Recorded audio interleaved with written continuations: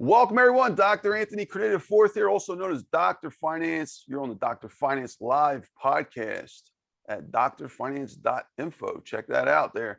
All right, we got an amazing guest speaker today, Kyle Wilson. Kyle Wilson was indeed a mentor and a friend to so many great people, but more importantly, is an extremely successful entrepreneur, and he was the marketing genius behind the Jim Rohn organization. So we're going to get to know him a lot better and get to learn all of his incredible accolades in just a moment. Welcome, Kyle Wilson. Welcome, Kyle. How are you, sir?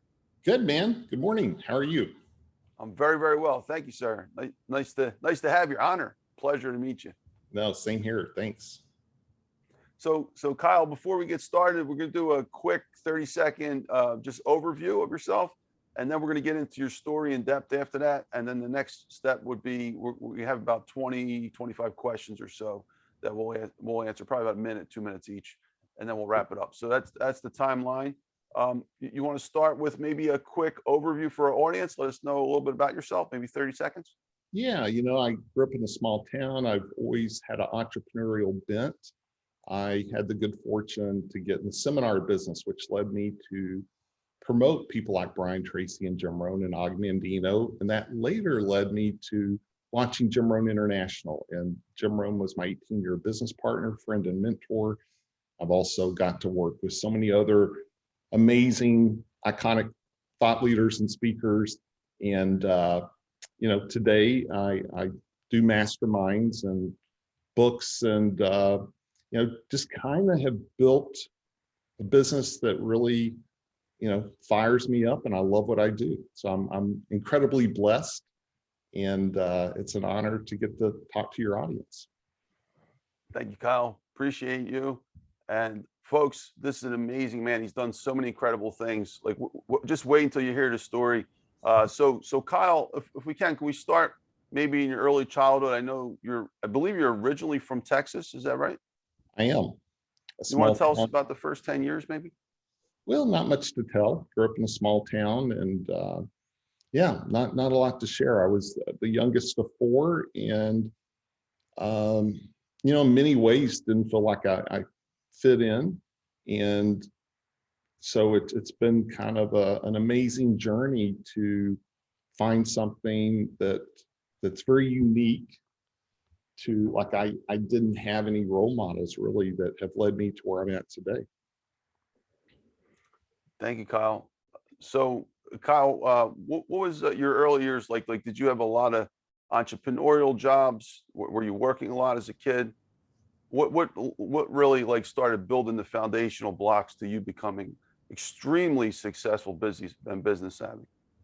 Yeah, I did have a entrepreneurial bent and was industrious. So I would have a garden and go sell stuff, to the local neighbors, and got my first jobs when I was, paying jobs when I was 14, and pretty much have worked ever since. And so, that carried me up until age 19.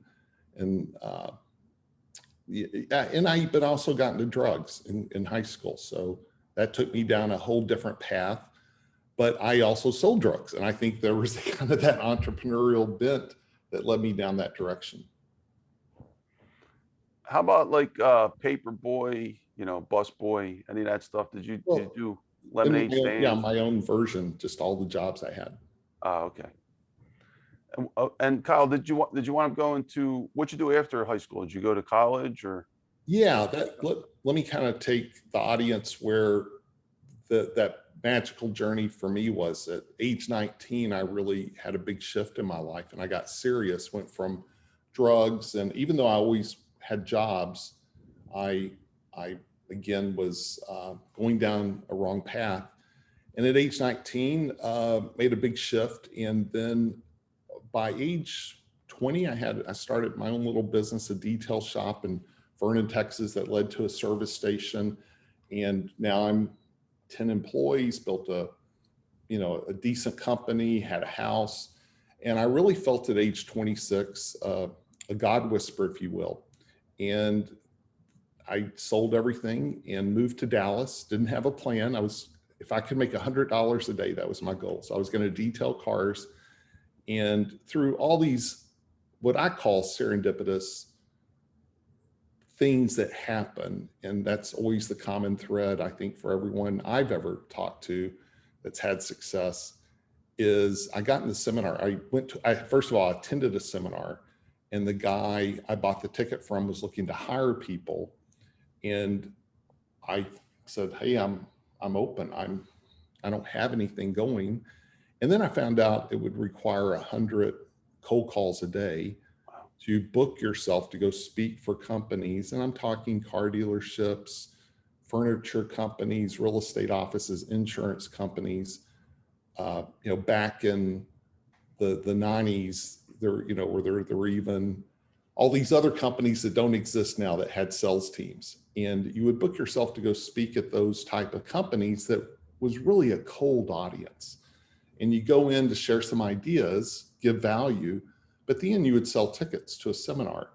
And the thought of 100 cold calls was really outside my comfort zone, but having to get up and present scared me to death. I had zero experience.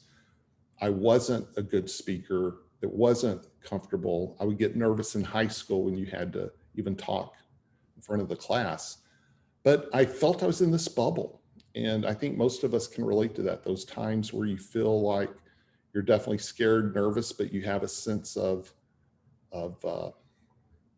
your future could be in there, sense of calling. And so I did it. And the reason I was still there 6 months later was I was the only person that didn't quit, and so persistence paid off. But that going to work for Jerry Haynes opened the door to, the guys I was promoting, talking about books like Think and Grow Rich and The Magic of Thinking Big. And I started reading these personal development books. Little did I know the guys I was working for all used to work for Jim Rohn back in the 80s, and alongside Tony Robbins, at that time. And the guy I was working for, I became his #1 sales guy. And one day he calls me and he says, hey, listen, Jim Rohn's coming back, and I'm going to start promoting Jim. And I'm moving to LA tomorrow. You got the state of Texas. And so Anthony, that led to 2 years of me doing Jim Rohn events in Dallas and Houston and Austin. And even though I was the #1 guy in the company, I wasn't making much money. The model was totally broken. And even back in the Tony Robbins days, Jim Rohn would say that model was broken. They're doing events all over the state of California, and yet they lost 800,000 when they shut it down. Well, this model was broken. So I got a plan to go out on my own, and I would go into a city like Chicago or Atlanta or Washington, D.C. And after about a year, I could get 2,000 people in a room. And I would hire Jim Rohn and hire Brian Tracy or Og Mandino, hire 2 speakers for each event. And I was doing really, really well. And then Jim called me and he said, listen, this is, the other business models, $500,000 in the hole. And, we've broken up and we're not going to get back. And so for future events, just pay me and I'll take it off the tab of the promoter he was working with. And that's when I made Jim an offer he couldn't refuse. And I knew partnerships had not worked out for him, right? His last 2 big ventures had lost so much money. So I said, listen, this will be my company. I'll pay for everything, the team, the whole thing, and I'll just pay you off the top. So it's always going to be profitable. I'll pay you like a speakers bureau would. And then I'll go create some products, because Jim only had 2 at the time. And we shook hands, and we had a handshake for 10 years before we finally put it on paper. But that first year I took Jim from 20 speaking dates to 110. I tripled his speaking fee, and I started creating products. And one of the first ones was a little quote book that ended up moving 6 million copies. And it was a God download, because I have the to and from, and I had a Jim Rohn quote, and I ended up doing them for Brian Tracy and Zig Ziglar, Mark Victor Hansen, Denis Waitley, and others. But it was based on this concept I called the wheel. In 1993, partnered with Jim, and I drew a circle on a sheet of paper, and I put in the center a little hub, and I put Jim, and then I drew out spokes, and each spoke was a product or service Jim currently had. He had a book, he had an audio series, and he had a 1-day seminar and a 2-day seminar. And the whole plan was, how do you get people on the wheel And then how do you take them around it? And my big question was, how do I get people on the wheel? Because Jim had no list. He couldn't even give me a list of previous speaking engagements. Now, I'd been putting on big events, and this is before the internet, so I had mailing addresses. But this little quote book connected a lot of dots. So number one, I thought, is what makes Jim special? What's his secret sauce? And when I talk about the wheel, there's 5 keys to the wheel. And number one is, what's your core business and what's your secret sauce and what makes you special? Anyone that's ever heard Jim knows he was a wordsmith. He had the ability to take the complicated, make it simple, say it with humor. So I thought, if I could capture these quotes of Jim's, like, he didn't have a list of quotes, right? But just going through the seminars, and this is how prolific Jim Rohn was. I came up with 1,000 and got it down to 365, and I put it in a hardback. But the little quote book, this was the viral tool that I knew that his advocates, like, if you heard Jim Rohn, you loved him. Most people didn't know who he was, but the ones who did were fans. So I always say you have to empower your advocates. So I created a little gift booklet they could buy, and it was nice, gold foil, leatherette, and you would think, okay, they could sell for $5 or $6. And Anthony, I'm a marketer at heart, so I said, how about if I sell them 10 for $10, or 100 for $60? Because my goal was for them to give them away. And then, of course, I had our catalog in the back, and I had how you could order more, our phone number. This is pre-internet. And I seeded through a mailing address of all the previous seminar attendants. I seeded the books into that. And from there, 10 years later, I'd moved 6 million of them. But that first year alone, our phone would ring and would say, how did you get our number? And 70% of the people said someone gave us a quote book. Wow. And it seems a little bit impossible, but with Jim Rohn, it wasn't, because he was so prolific. He was such a wordsmith. So that was like the perfect little booklet. And I always say, what's the one thing that's going to knock down all the dominoes? And that was a little bit of, I think, the best idea that came to me. And there's a whole other corporate part of that too, of why I created the quote book that inspired me to create it. But then I always say, Jim is the gateway drug to personal development. So after starting Jim Rohn International, I started YourSuccessStore. And that's when I would bring in Brian Tracy and Les Brown and Victor Hansen, Denis Waitley, Bob Berg, to speak for those same companies. And so that was the birthing of it all. And then when the internet came, we just were able to take it to a whole new level. Thank you, Kyle. Kyle, if you don't mind, I want to just fill in some blanks. So what happened so you had the detail shop, you were doing very successful before you got into the whole speaking arena. Did you wind up selling that shop? Like, what was the conclusion of that business before you made your transition? Yeah, I sold it for, you want to sell it. And then, okay. And then going fast forward. So you were working for someone in the speaking business, and you got to see behind the scenes how the whole industry worked. And that's when you started to get the ideas of building your own, well, I learned the ropes of the seminar business, of where back then, pre-internet, you didn't fill rooms. Like the competitors out there were Tom Hopkins, Brian Tracy was just coming on, Zig Ziglar, Tony Robbins was really taking off 1992, 93. And they all had sales teams, and there were just a handful of players that were the masterminds behind all that. And now I had to go compete against them. So I learned the ropes, but the model I was working for was a broken model. It was broken in the sense that you couldn't replicate it. If you found someone good, you're actually training your competition, and most people couldn't do the business. They couldn't make the calls. They couldn't go in and speak. They couldn't sell the tickets. And if they could, the companies they were speaking at would try and hire them where they could actually make a lot of money, like you'd speak for headhunters. And like I was offered so many jobs during that time. So it was such a broken model, but I learned the fundamentals. And then I was able to add on to that. I was able to add media where I could do trades with all the business journals and trades with all the radio stations. And, I always say marketing is just about connecting the dots. And so I started connecting those dots of what would work for me, what I was comfortable doing, what I was good at doing.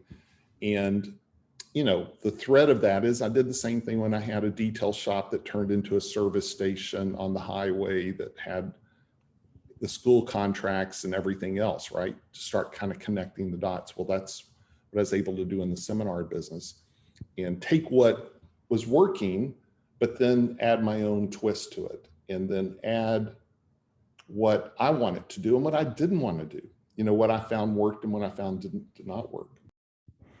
Thank you, Kyle. Appreciate that. So Kyle, while we're on it, you got an amazing bookshelf in the background, and although I want to focus on you, I just can't help but look at all those incredible books back there. Do you want to give us a quick tour of your bookshelf behind you? Because I'm sure it's a lot of amazing stuff there. On this side, behind my right shoulder, are just a sampling of products I created or produced. Jim Rohn's 3-day weekend event where I had Brian Tracy and Denis Waitley and Charlie Tremendous Jones and others speak, and had a Hollywood film crew do that. And that was 24 hours on DVD, 24 CDs, 300-page workbook. Another one is the Brian Tracy Success Mastery Academy. Brian and I did that all over the country in 1996.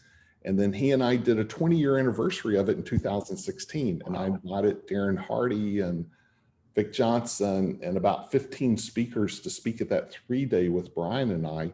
And what's interesting is people like Darren Hardy, Vic Johnson had all attended the thing I did with Brian all over the country in 1996. That's how they discovered Brian. And so it was really a special weekend. Another Jim Rohn 3-day event I did in Dallas had Zig Ziglar, Bob Berg, Jeffrey Gitomer, multiple speakers at that. And that was, again, a film crew. And, but then, products with Ron White, who I was Ron's agent, Chris Widener, Denis Waitley, and multiple others. So when I sold my companies in late 2007, I had over 300 intellectual properties that, I went on to build a 1 million+ email list in these intellectual properties. And that's incredible right there. 1 million+ email list. 20 years in the making, Wow. right? It didn't, I didn't create all those in 1 year, just over time though. We built we built a lot of intellectual properties, and each one I would say had purpose to it. Like, I'm very strategic about why, like, even to do an event, to do a product, everything I do, there has to be a strategic outcome that makes sense, because otherwise we're investing time and energy in things that don't take us towards what's important to us. So I think I became pretty ninja about what product would be the right investment of time and energy to try and make it successful. Could it be successful? But that's not the most important question. Can something be successful? Great. But number two, does it take you in the direction you want to go? Is it going to knock down all the other dominoes?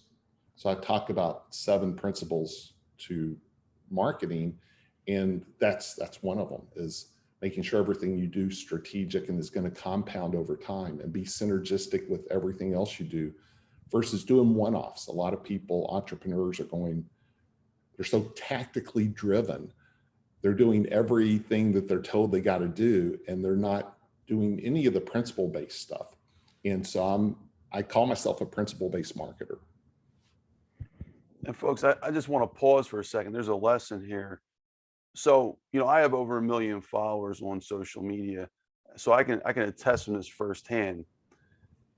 If you have 1 million followers, if you have 1 million people subscribed to your newsletter, that's probably equated to, I don't know, Kyle, I'd love to hear your opinion. I'm guessing 50 million followers, like on social media, because you don't control the the audience, the tribe. If you have it in your newsletter, you can actually send them stuff 24/7. Like if I make a post right now on Facebook, I got over 1 million followers just on there alone.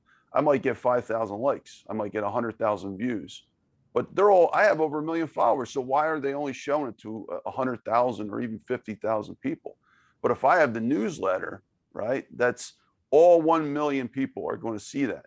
So let's do the math, right? Let's say they only show it to 50,000 and you got 100,000. That's 20. I would say 20 times more powerful at minimum than having having it in your newsletter than having them on social media. Would you agree with that, Kyle? Based on the numbers, let's just say Facebook, for example, the amount of people they're actually showing versus what, if you had your own newsletter, everybody would see.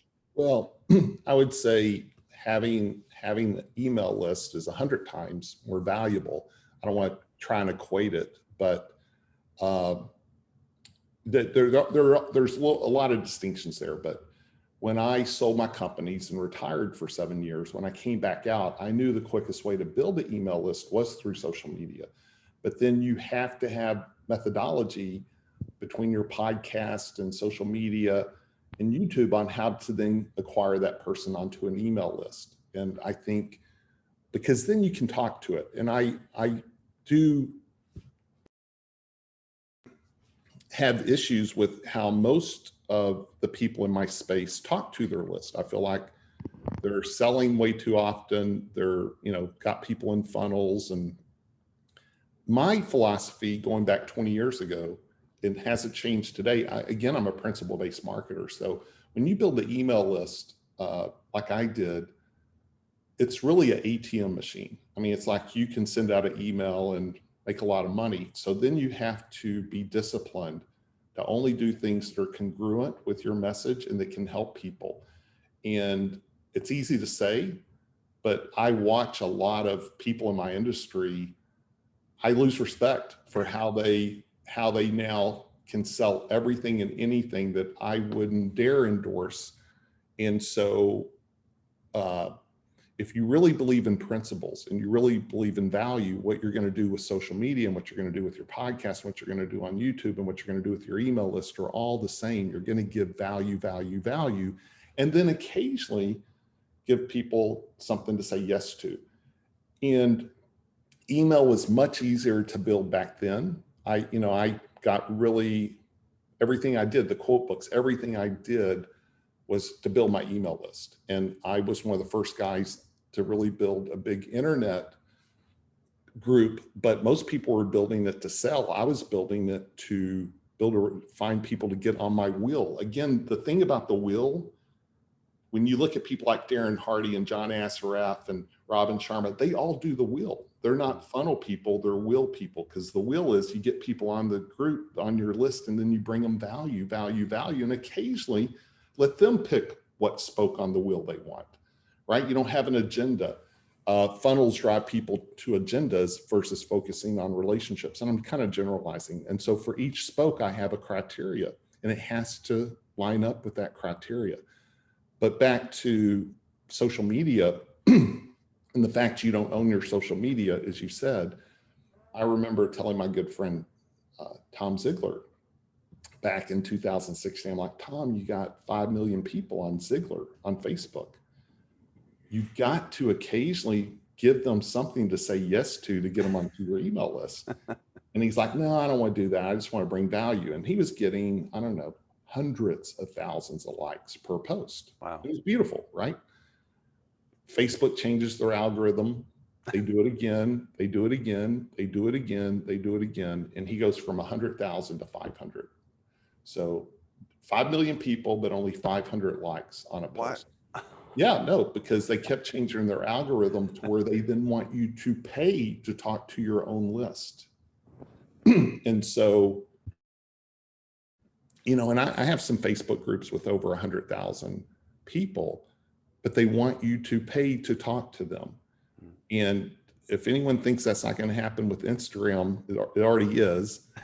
And so you have to, I think that's the most valuable reason you want an email list.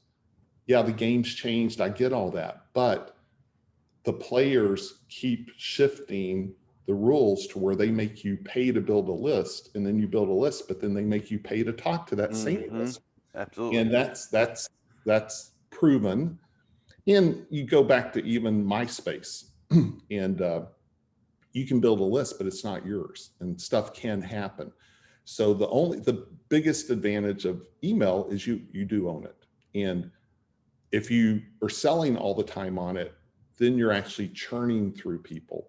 I'm a fisherman or a farmer. I'm not a hunter. You know, I'm there to build a relationship, bring value, and occasionally give them something to say yes to that I really am passionate about and I believe in. And otherwise, it's just bring value. And the mistake I see most people making in the marketing space is they're selling stuff that's not good. And the number one marketing principle I have is have good stuff. If you got good stuff, then people refer you. And it goes back to these principles I talk about. And Kyle, one last point on this subject. To your point, right? I've done some testing on Facebook. So I have the Clubhouse event every Friday, and I'll promote that, and I'll put a post. I'll give everybody the link. I'll say, hey, come check out this event this Friday night, such and such. And they might only show it to maybe 5,000 max people. I'm talking about over 1 million people, and you're telling me you're only going to show it to not even 5%. It's like 0.05%. I mean, that is incredible. So you might get 25, maybe 50 likes.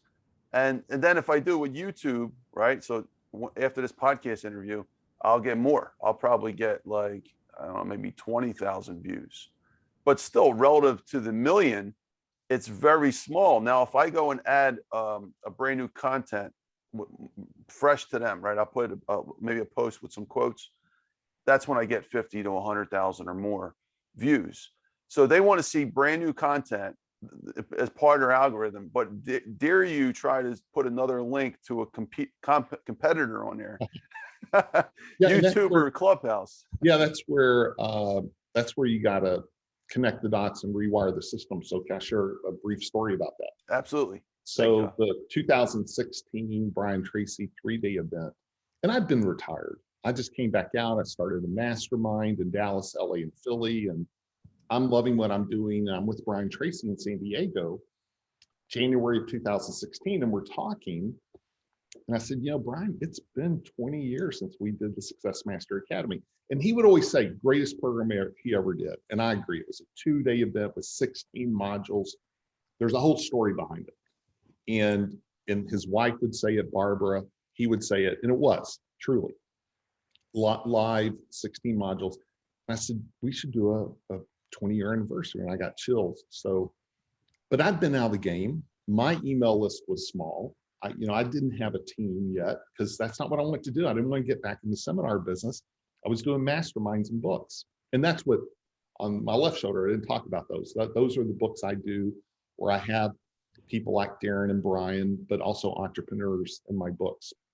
And so I did hesitantly hire one of the best Facebook ad people. Like, he's famous. I won't say his name. But I like to test. And I've been out of the game, but I thought I'm going to test my own way against what he does. And I got to tell you, I destroyed what they did, because what they do, they're just throwing money at it. They're not paying attention. You know, the big guys are still paying someone $15 an hour who just, they're going through the motions. But I connected the dots and I finally figured out something. And so what I would do, the same email I would send my email list to sell them tickets to Brian, I would then post in Facebook, and I would find to your point, I would create a meme that had a great quote. You know, so what are people going to do when they see a great quote? They're going to like it, and they're also going to share it. But then I would write my copy, and the headline was something that you'd want to read. It had a benefit. So it's like, hey, the 10 greatest lessons, you know, from Brian Tracy on how to build your business. And then the first paragraph, I would build my own social proof by saying, hey, I've worked with Brian Tracy for over 20 years. He said, hey, I've got a testimonial that Kyle's made me over $1 million, blah, blah, blah. So now when I'm running ads, people are seeing a great meme of Brian's that they love. They're going to like it. They're going to share it. They're seeing a headline that's interesting to them because they're already a Brian Tracy fan. And now they're seeing a paragraph that connects Brian to me. And then I tell them a little bit more. Then the fourth thing I would do is I would give them an opt-in. So I'd say, by the way, I share one of my greatest lessons I learned from Brian about XYZ, how to get the plane off the ground when I was a young promoter. And it's in my 52 lessons. If you'd like to get on that, here's the link. Or I'd say, I give them some call to action to go opt in. So now my ads that I'm buying are getting likes, getting shared, literally thousands of shares, tens of thousands of likes, Wow. building my own social proof and credibility, and now getting the opt-in. And then eventually I still offer the tickets for sale. And then add to that, Facebook loved that I'm giving value. So I got on a scale of 1 to 6, I got a 6 on relevancy score. So they're running ads to attend an event selling something. I'm giving content with a meme that people like and share. And then add to that, the 7th thing is if it's a business page and people like it, you can invite them to then follow you. So I gave up on Facebook group because they make you pay to talk to them. But I built 17,000 people very organically just by doing those type of posts back then for the ad. And so I outperformed them, by a ton. But all I was doing was just connecting the dots. I wasn't being clever. I wasn't being manipulative. I was just giving value and content. And so to your point, yeah, no one wants a commercial. They want content. So what you do is you say, hey, here's 7 great lessons from the recent conversation I had with Jim Rohn's 18-year business partner.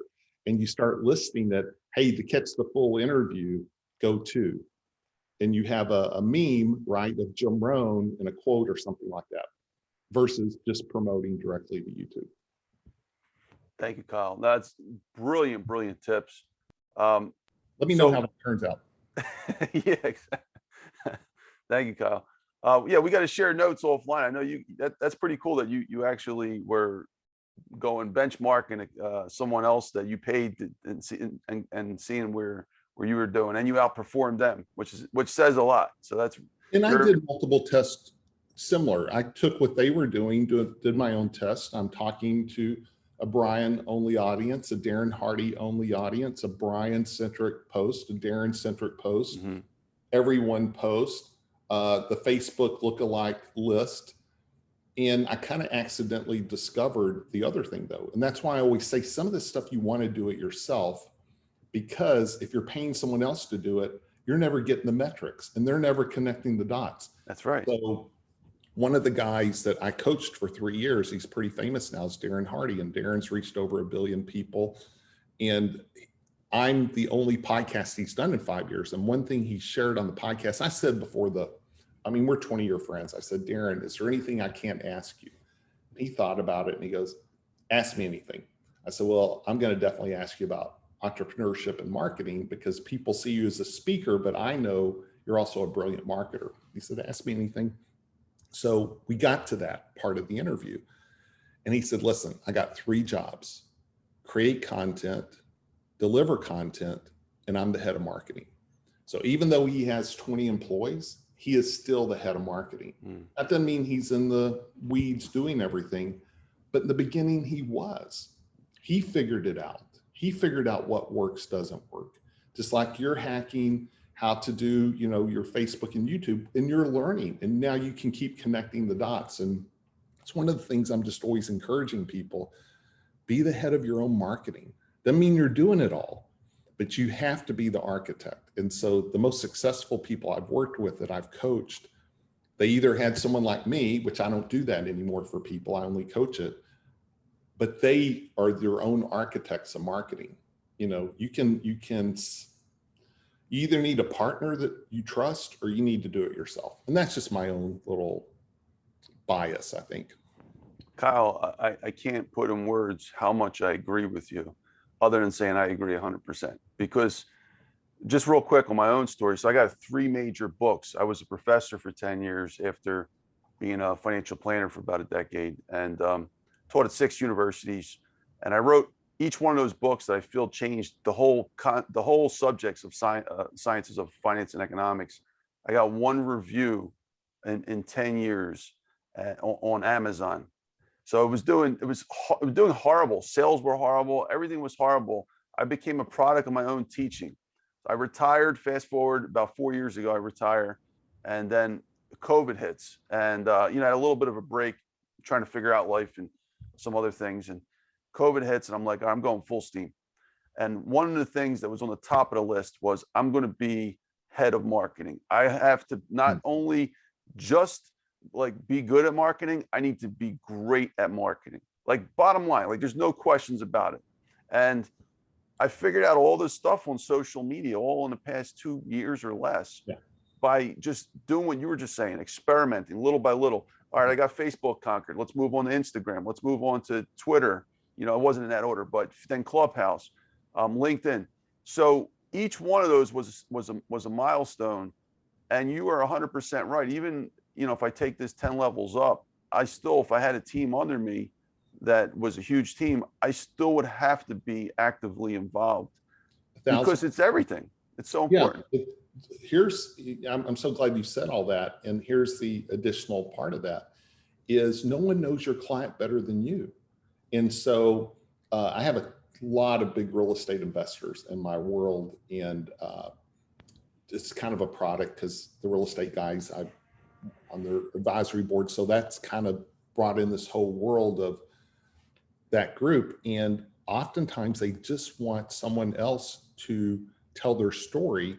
Well, no one knows their story, and no one knows their client. Like whatever you do, whatever your entrepreneurial business is, no one knows your avatar and your client better than you. No one knows, like I know who my avatar is. I'm crystal clear. It's Jim Rohn fans. And the next is Darren Hardy and Brian Tracy fans because of my collaborations with those guys. So if someone says, Kyle, what do you do? I meet them somewhere. I don't say what I do. I say, you ever heard of Jim Rohn? No. You ever heard of, and then so I have to now shift. If they're from Dallas, Southern, you ever heard of Zig Ziglar? Or, if they're from Toronto, you ever heard of Robin Sharma or John Assaraf, or I might even say Todd Sotomayor, who played for Toronto. And again, if it's no, I might even go all the way down to, you familiar with Chicken Soup for the Soul? Because I did Chicken Soup for the Entrepreneur Soul with Mark and Jack. And if all those are no's, I say, well, I sell magazines. I don't even waste their time or mine. But if sometimes they're going to say, oh, I'm a huge Jim Rohn fan. Then I say, yeah, I worked 18 years with Jim Rohn. Or I'm a huge Zig Ziglar fan. Yeah, I've gotten to work with Zig. I do a lot with Tom, and I can share testimonials and things like that. And I did a Zig Ziglar quote book. But my real job is I 18-year business partner with Jim Rohn. But the whole point of that is I know who my avatar is. So I know how to talk to an audience. I know how to talk if I'm on Clubhouse to who is directing a question to me. But a lot of times people are using third parties that even the third party has a team of people that are connecting zero dots. And so just like you said, I've always said, I learned by doing.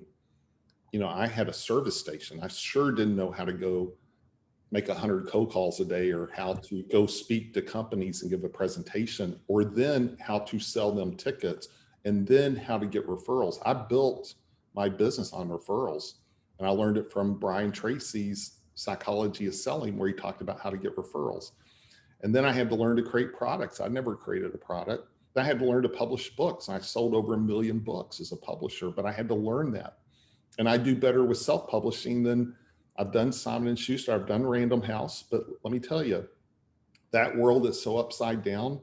And when they give you an editor and they give you a team, within a year, that whole team is turned. You're always dealing with new people. So it's not that I'm a control freak. I'm actually a results freak. And so because of results, I know how to get there. And slow growth is fast growth at the end of the day. If you do it right, and you do it at a speed that enhances your health, enhances your family, and enhances your lifestyle, go at that pace, you're going to hit your goals if you do all the right metrics. It's oftentimes we relegate the the things we want to other people, and it's basically our own insecurity that we can do it, or we're just being lazy, or we're being greedy. We want it faster than nature tells us we can get it, which really kind of takes me back to one of the early lessons from Jim Rohn, which I had many, is if you're going to plant tomatoes, it's going to take about 6 weeks. If you're going to plant a vineyard, it's going to take about 5 years. If someone says, plant a vineyard today, have wine tomorrow, that's BS, right? And a lot of people are selling BS out there. But once you get honest about it, you say, listen, I want to do good work, and I want to do stuff that I'm aligned with. I want to do stuff that I could become world-class at. In fact, Anthony, I always tell people, ask yourself in 3 years, if I'm famous, if people, how are people going to look at me and know me for? What's that one thing? Because a lot of us have a lot of competing interests, right? Mm-hmm. You're a professor, you're an author, you're a clubhouse host, you're doing podcasts, but really saying, what is that one thing? And then kind of start saying no to everything else that doesn't line up with that. Pay the bills, no doubt. That's number one. You got to pay the bills. But once you're paying the bills, just try and keep aligning things up to the thing you were born to do, or that you're really good at, or that people respond to. Thank you, Kyle. That's beautiful. And one last point to that, which adds some more credence to what you said. One thing I also learned was that I worked for 6 universities, and I thought that they would have supported me. I thought they would have, helped me with my books. I mean, I'm changing my subject. That's what I'm doing here. I'm professor for them. I'm building their empire. Like, at least give me a little support. Not in 10 years, not once did I get any support from any of them. And that's my fault. I was too loyal, and to the point of fault where it doesn't make any sense. You got to be your own marketer. And like you said, results freak. Well, it's your life. If you want to see results for your life, who else is going to do it better than you, right? So yeah, it's great point. Thank you, Kyle. And the university thing, it might be a bad analogy for me to compare that to where you grow up, like you grew up, I don't know if you grew up in Philly, you're in Philly now. I grew up in a small town. People know you as one person, this is how they know you. And rarely, when you've gone wherever you've gone to where you're going, are you attracting the same people? So it's not their fault necessarily. They just don't see that, it's like you're on a path that they don't understand. Mm-hmm. They might be jealous, but they also might not understand it. I would say a big chunk of my previous world just doesn't understand what I do. And that's okay, because, it's about attracting the people that do. So Jim Rohn would talk about that, don't waste a lot of effort on who's not interested, just focus on who is. And that's a hard thing for us too, because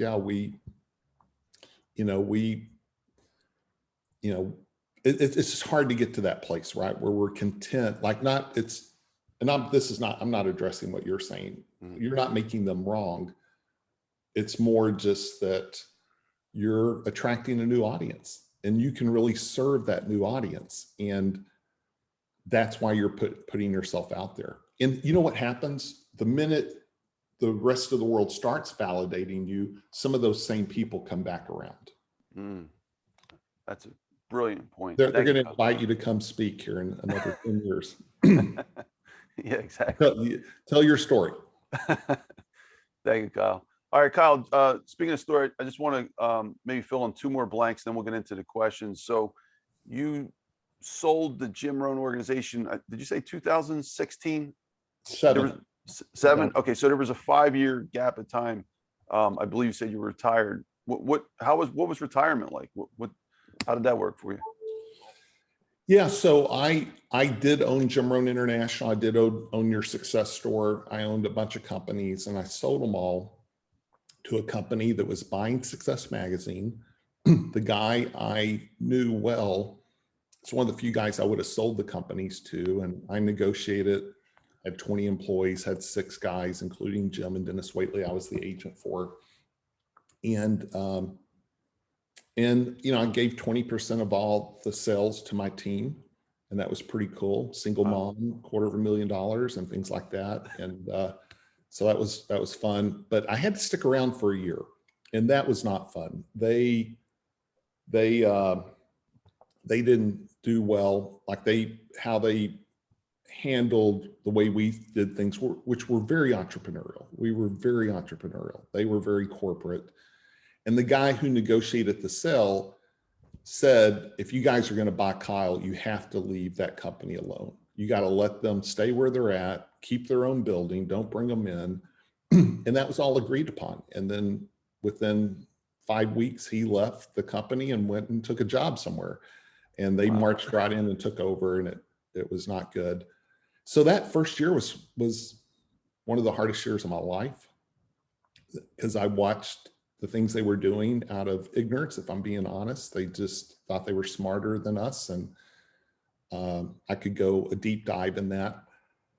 But secondarily, Jim Rohn was then diagnosed with pulmonary fibrosis. And so I still, I was always still the guy that stayed with Jim. Like we didn't hand that relationship off. Jim's like, hey, if you're going to sell the companies, Kyle, you still have to be the guy that I communicate with, which I was happy to do. And so I sold in October of 2007. Jim passed away in December of 2009. I was fortunate to put together a tribute video where I brought in Zig Ziglar and Brian Tracy and Victor Hansen, and 50 of Jim's contemporaries and or some past employees and or best friends and or some of my team members and fans. And we created a tribute video. And I had the good fortune of showing it to Jim a month before he died. And that was the greatest day I ever spent with Jim. And then, after he passed, I did have a 5-year non-compete when I sold the companies. So I knew I had to sit on the sideline anyway for 5 years. But, I did investing and some travels and, the time, I don't recommend retiring. I retired there were just some different reasons I retired, some personal reasons that I wanted to focus on. But at the end of the day, I kind of got back in my zone, and it was a ski trip actually with Darren Hardy and John Assaraf and Stephen Cox and Eric Berman that John Assaraf hosted in Telluride. And those 4 guys were all part of a San Diego mastermind. I said, hey, I feel like I'm in Dallas. This is 2013. I'm in Dallas, in the desert. They said, dude, go back and start a mastermind. Because I was retired, and they were all talking business. I'm wanting to talk life, and they're all talking business. They're all building their empires. And Darren's the one that actually invited me. I was coaching Darren, but I'd known John since 1997. And so I went back to Dallas. I started a mastermind, and that's when things lit up for me. And I really enjoyed it. And I started one in Los Angeles at the same time. And then one of my members, Erica Dela Cruz, was an actress that is out hustling hard and getting nowhere. And I'm like, I saw her work ethic. I saw her philosophy. So I said, I got an idea. Let's do a book, and it'll be you, and we'll get some other of your, other millennial people in the entertainment world and fitness world. And we'll do a book, and we called it Passionistas. And we'll tell the story, and we'll get some celebrity authorities in there. And instead of you out hunting as an actress, we're going to fish. We're going to create something that will attract the right people. And I know how to make it hit #1. And that process, which was like a 1-year process, I thought, well, we'll hit #1. We'll have celebrity authorities. I've found a great editor. We'll be able to tell their stories, but still they don't know how to market, because I'm a believer in you got to build a list, build an audience, all these marketing principles. So I started doing group calls with them. And that book was hit #1, and Erica has built a whole brand around it. So everything I said would happen happened for her. She went from no income to 5 figures a month, started doing sponsorship, started creating brands. She now owns the LA Girl and has Passion to Profits, and just really has built an amazing brand from that book. So then I started doing that because my inner circle members oftentimes would want to write a book. And I'm like, the model's broken. Publishers are out of business. Writing a book, but no one reading it doesn't do you any good. You know, yeah, it's a great business card and it's credibility, but you got to go through editors. So I created a whole process. So that's what all these books back here are.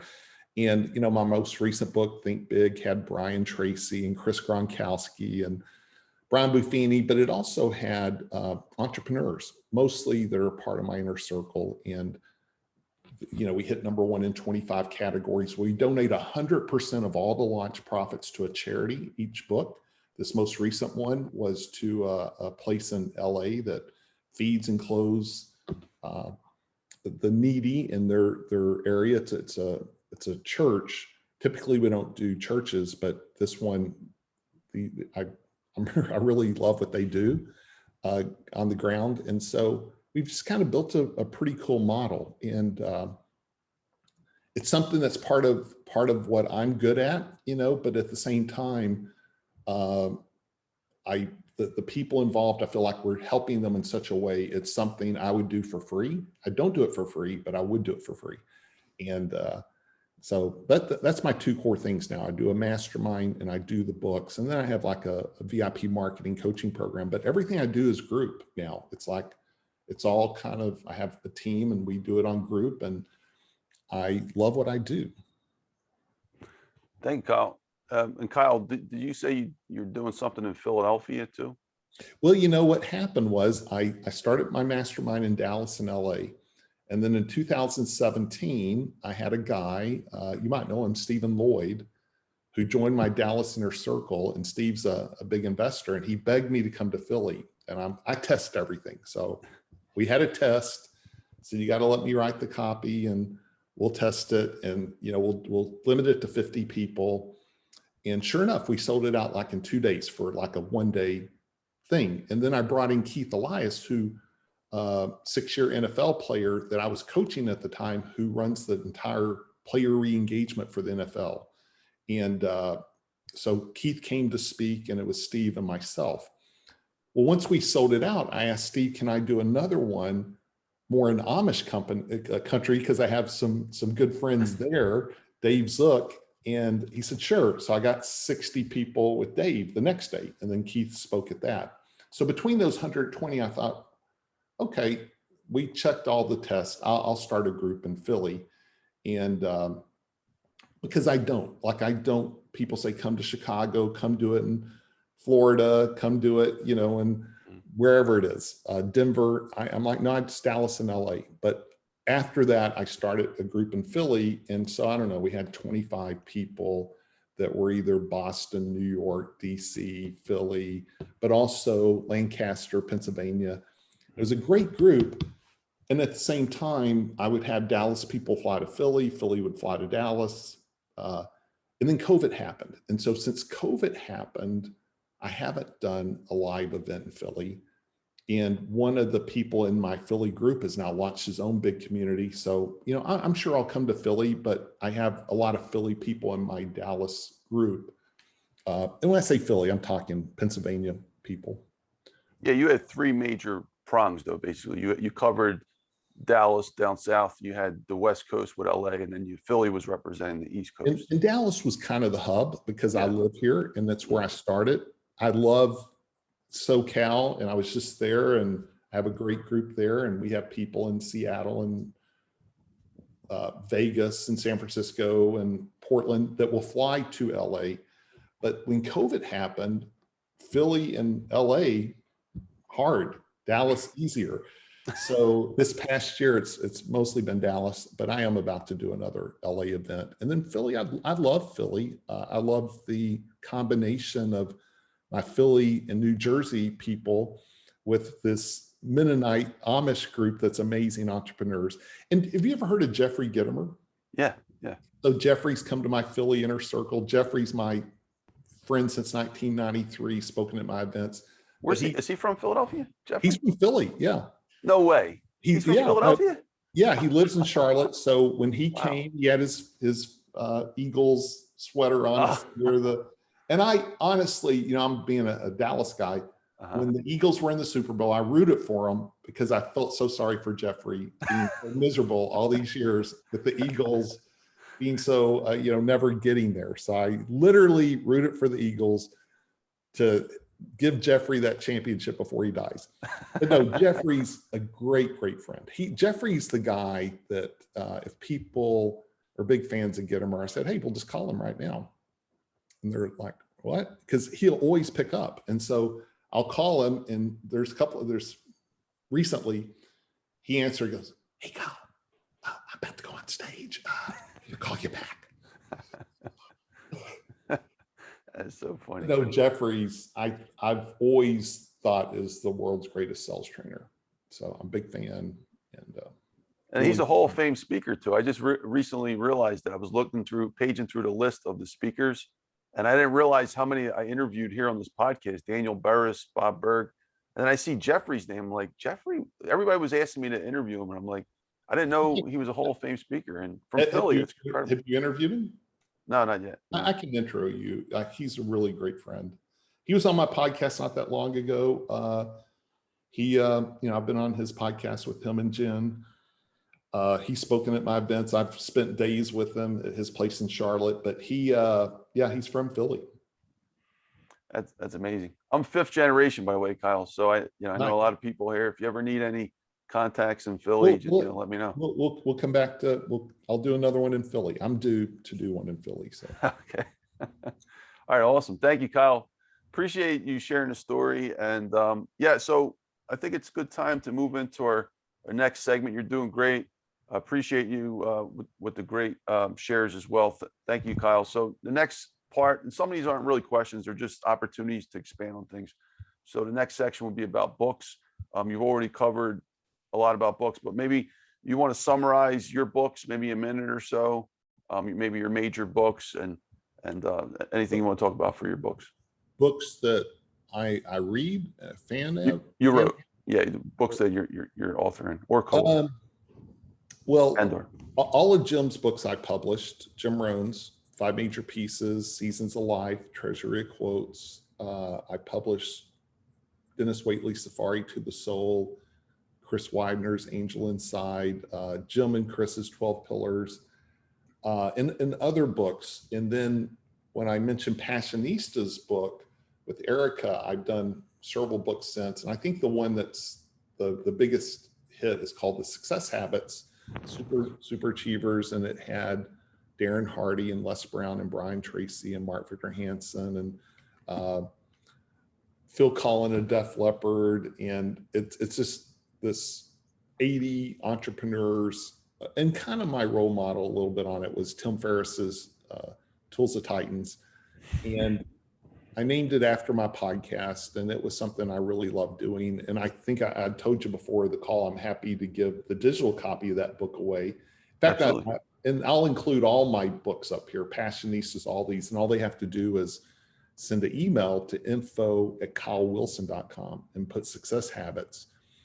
But if they really want to put a cherry on top, make sure and mention it was from your show, and tell me, are they a Jim Rohn fan or a Brian Tracy fan, or are they a big fan of yours? Do they listen to you on Clubhouse? As much as they want to share, I love to get context. Context is everything for me. Like how people can get me is to say they're a Jim Rohn fan, and tell me a Jim Rohn story, and Jim changed their life. Now they got me. It's interesting, we get emails all the time, people wanting to be on the podcast, and people just don't know how to connect.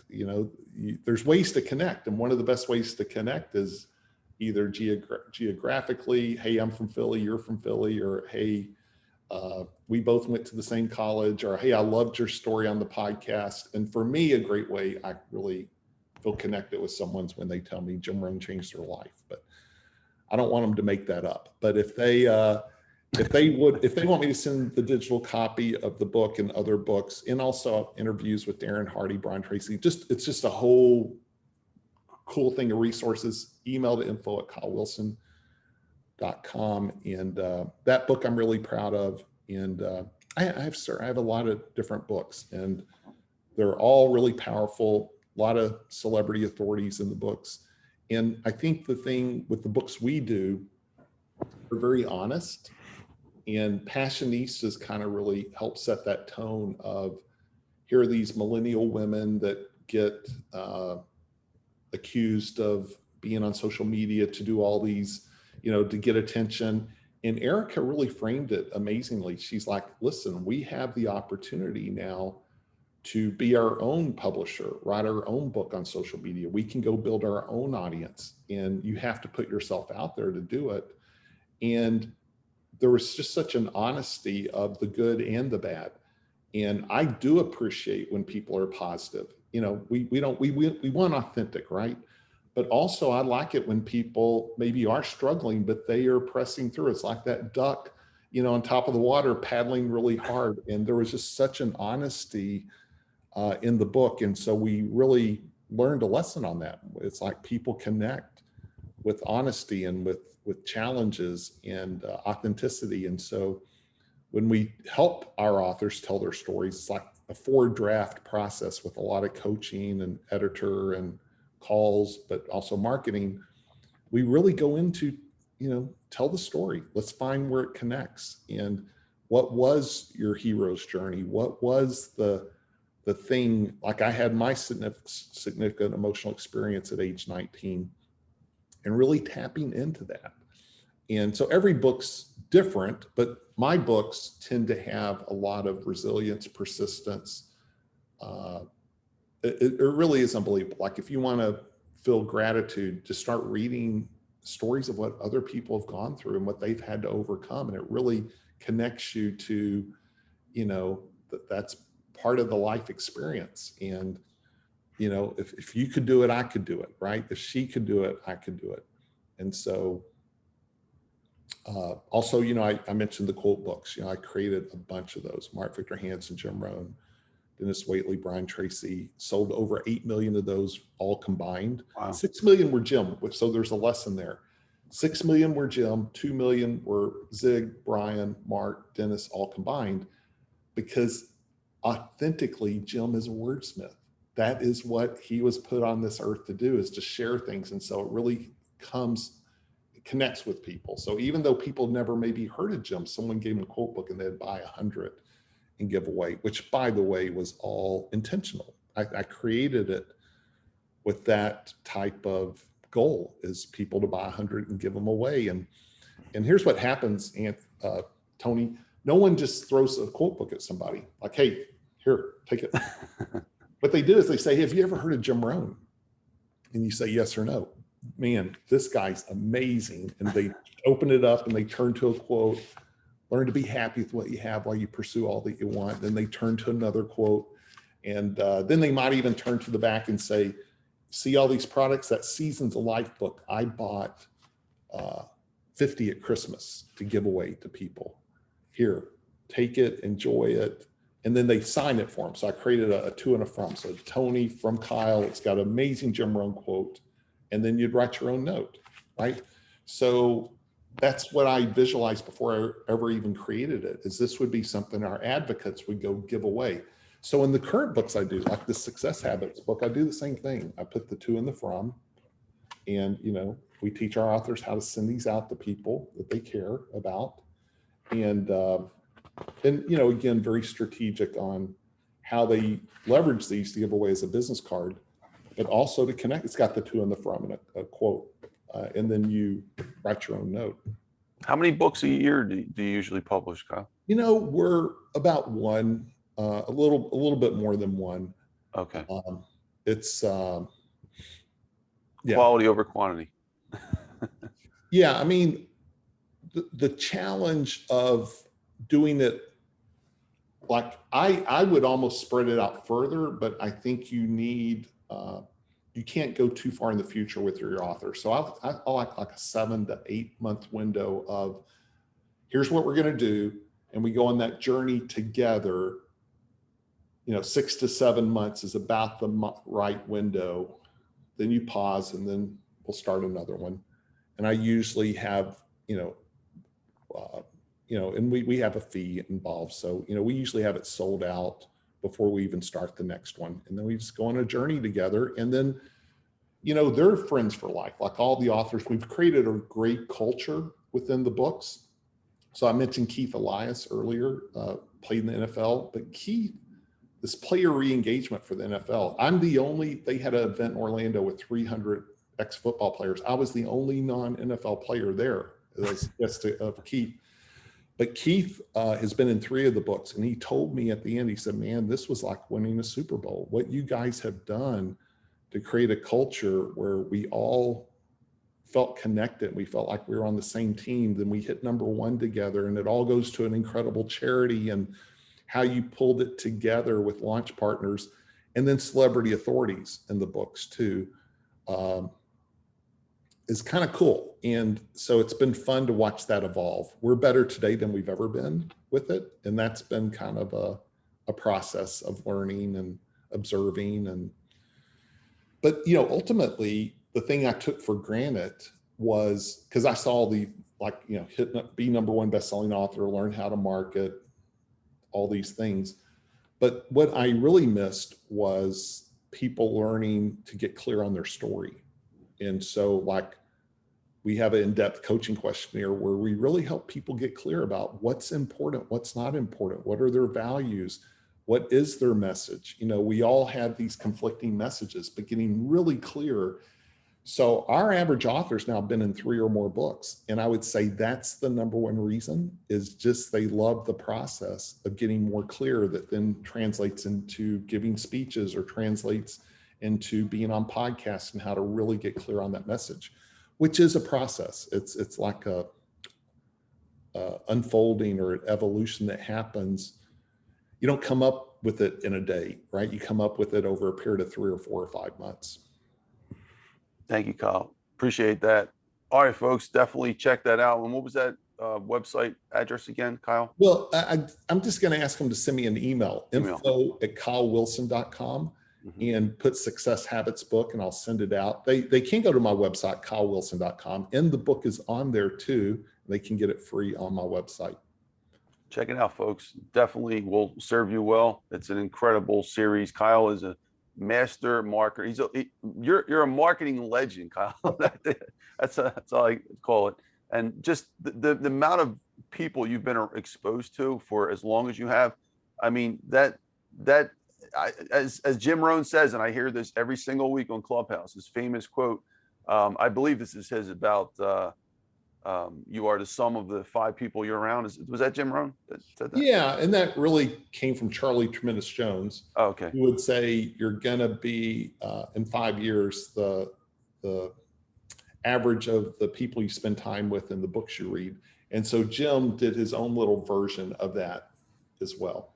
Okay. Originated from Charlie, who was an amazing person. By the way, I've been to Charlie's past, but he was in Harrisburg or Mechanicsburg, Pennsylvania. You might not ever, from Philly, you guys might not ever go into Penn State territory and Mechanicsburg. You've maybe never been west of. Kyle, I want to school the audience on Philadelphia. So when people say Philadelphia and they say Pennsylvania, Philadelphia is in Pennsylvania, but you might as well say they're from 2 different planets. That's true. No, Philly, I have 2 distinct groups. I got Philly/Jersey, and then I got Western Pennsylvania, and they really like each other, believe it or not. Yeah. It's a culture we've created, and it's the thing I'm the proudest of. Like, I started my inner circle in Dallas and LA. You talk about 2 different cultures, politically and spiritually. And then I thought we'd even complicate it more and add Philly.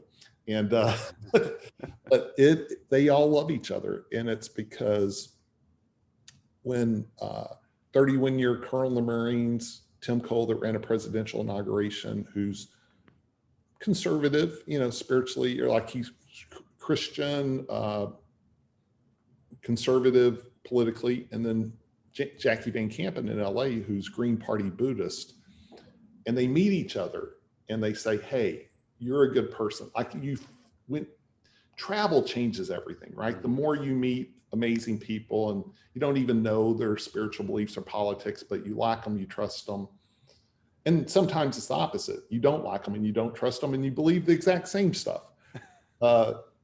And so it's, I will say, I'll tell my one little Philly thing that's was a new thing for me. I've been in seminar business forever, but I got to experience this, see if this resonates with you.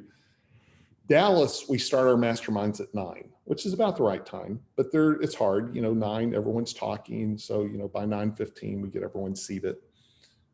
LA, you don't even dare start before 10 because no one's going to get there because of traffic, right? But you can start at any time and it's going to be traffic. Philly, they want you to start at 8. And I don't start at 8, I start at 9, but at 9, they are in their seat ready to go. And that was impressive. Like they're all about it. Kyle, you just helped to clarify why I'm such an oddball in my city.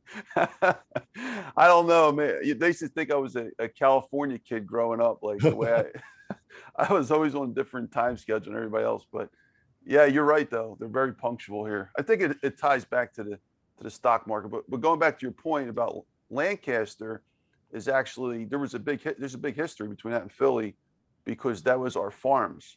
So going back 300 years ago, there's actually a place called Old Philadelphia Road that they went from Lancaster and brought it right to Philly. So yeah, there's a lot of synergy there. Thank you, Kyle. Appreciate that. And so Kyle, we got a few more questions left. We got about your podcast. Maybe if you can talk about that, maybe a minute or less. I know you got a podcast out there, I believe you do. Yeah, it took me a long time to decide to do it. It's called Success Habits of Super Achievers. And at my masterminds, I always interview people. And one guy's name's Michael Blanc. He has a really big real estate investor podcast. And he was part of my inner circle and my books. And he's like, dude, you've got to start your podcast. I really love the interviews you do. And so for about 3 years, everyone's like, start a podcast. And Anthony, the reason I was reluctant to is because I'm so strategic in the sense, I don't want to do anything that's not going to compound over time. So I just know how much heavy lifting it was going to be. And it was not going to be something you could monetize at any short-term level, right? The way I want to do it. Like, I don't want sponsors. I don't want, like, how I was going to do it was going to take a long time. So I knew it would be a gift to the world, and I was okay with that. I just knew it's a lot of heavy lifting. What finally got me was a clarity that I have access to people on a very next level way that most people don't. And I was taking it for granted. And it hit me, if I could sit down with Jim Rohn, my 18-year business partner, and we talked for 2 hours, because mine are long form too, like yours, my podcast are. And if I could sit down and talk with Jim for 2 hours and just pull back the curtain and talk about the stuff you're not going to find on his audio series, you're not going to find in his books, who would want to listen to that? And the people that would want to listen to that's who I'm going to do this for. It's going to be my gift for the people that want to, I sat with Denis Waitley at his compound in Rancho Santa Fe, California, and we talked for 2 hours about stuff you're not going to hear anywhere else. Talked to John Assaraf in his backyard overlooking the ocean. I said, John, is there anything I can't ask you? Because I knew on a personal level, he had told me in 2009, he had lost 10 million in the stock market. And that's not part of his public story. Mm-hmm. He said, ask me anything. I said, can I talk about that? He goes, yeah, ask me anything.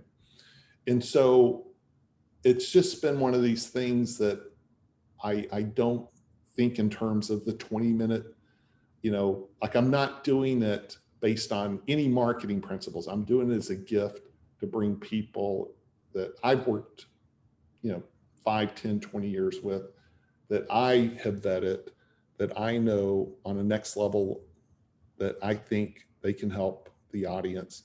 And for those that care, awesome. Those that don't, that's okay. I've had people say, Colin, I'm not going to listen to an hour-plus long podcast. And I'm like, I get it. And I'm not going to spend time with Darren Hardy at his house and only go 20 minutes. I'm going to go 2.5 hours, as Right. long as they'll keep the cameras rolling. So, because I'm doing it for me too. And I'm doing it for the people that really care. And that so I'm not as frequent as I should be. I'm probably once a month, or I'm more than once a month, but I think maybe I've had 52, maybe I'm going on 2.5 years. I've had 50 episodes, but they're all with, for the most part, they're all people like Jeffrey Gitomer and Bob Berg and Victor Hansen and Brian Tracy, people I go way back with. And so when I get all these requests for people to be on my podcast, they just don't understand. I don't have people I don't know and haven't worked with, no matter what. I just don't. These are all relationships, and and that's just by choice of how I want to do it. Unfortunately, I've had that much connections over the years with people. What's the name of the podcast? Success Habits of Super Achievers. I think I'm about to change it though to Success Habits with Jim Rohn founder Kyle Wilson, just from a simple SEO standpoint. Yeah, that would make a lot of sense. You're right, because then you can search it on Google a lot easier. Yeah. And do you post it on YouTube too? I do. Because I don't post them all on YouTube, but I do post them, and sometimes I'll take snippets and put it on YouTube. Like the Darren Hardy interview, that was 8 segments we did on YouTube. And, like, here's something. Glenn Morshower, who's been in 250 movies and shows, and he was in my book, he's like, Kyle, I've done over 500 interviews. Like, he was in Transformer. He's been in everything, right? And he's like, and he was crying. He's like, this is my favorite interview of all time. Because really? You created the space to have an honest conversation. Yeah, no, he was in tears, and that meant a lot to me, because I know how many times he's been interviewed. But no, we go there typically. So my goal is, and this happens too, because almost everyone I've mentioned has been on my inner circle calls. When we hit COVID, we went all virtual. So Les and Brian and Glenn and everyone, Phil Collen of Def Leppard, would come on our calls to share and do Q&A. And I would always share with my members to only ask next level questions. Like, don't ask a question that, Brian's already answered that on YouTube and in seminars. Like, don't ask questions that you've already read the book, and now you got the next level questions. Ask the questions that make their eyes kind of look up at the ceiling and have to think. And wow, similar to what you were telling me with your members, right? And people that come on Clubhouse, they're coming on for 10 and they stay for 2 hours because it was fun for them. And my observation is, when you can get people thinking about things that aren't part of their script, because a lot of speakers have scripts, right? That's not what I'm doing the podcast for. You can go find that somewhere else. I'm doing it to go that next level. Yeah. That's when the wisdom comes out.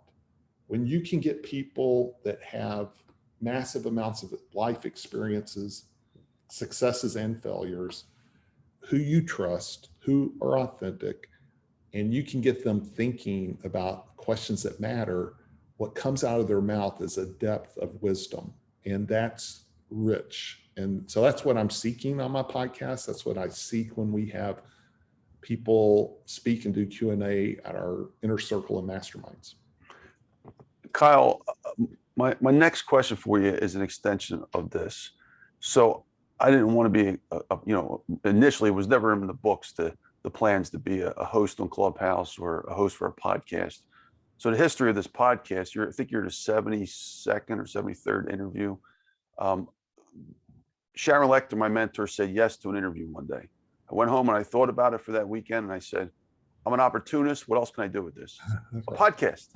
So that's the birth of this podcast. Couldn't even barely work a camera if you look at the first interview a year and a half ago. And so I've been interviewing amazing people like yourself ever since, right? And as I'm going through this journey, probably about the 25th interview or 30th interview, Doria Cordova was on, and she made a comment to me that it stuck with me. She said, it was basically to say that it's what I'm doing was a kind of a gift to the self-help industry. Like a lot of the people I'm interviewing, people we've mentioned already, other than Brian Tracy, and it's like I feel like this was a secondary side effect that I'm actually what I'm doing here is creating an opportunity for people to learn about these people and the self-help, the history of the self-help industry.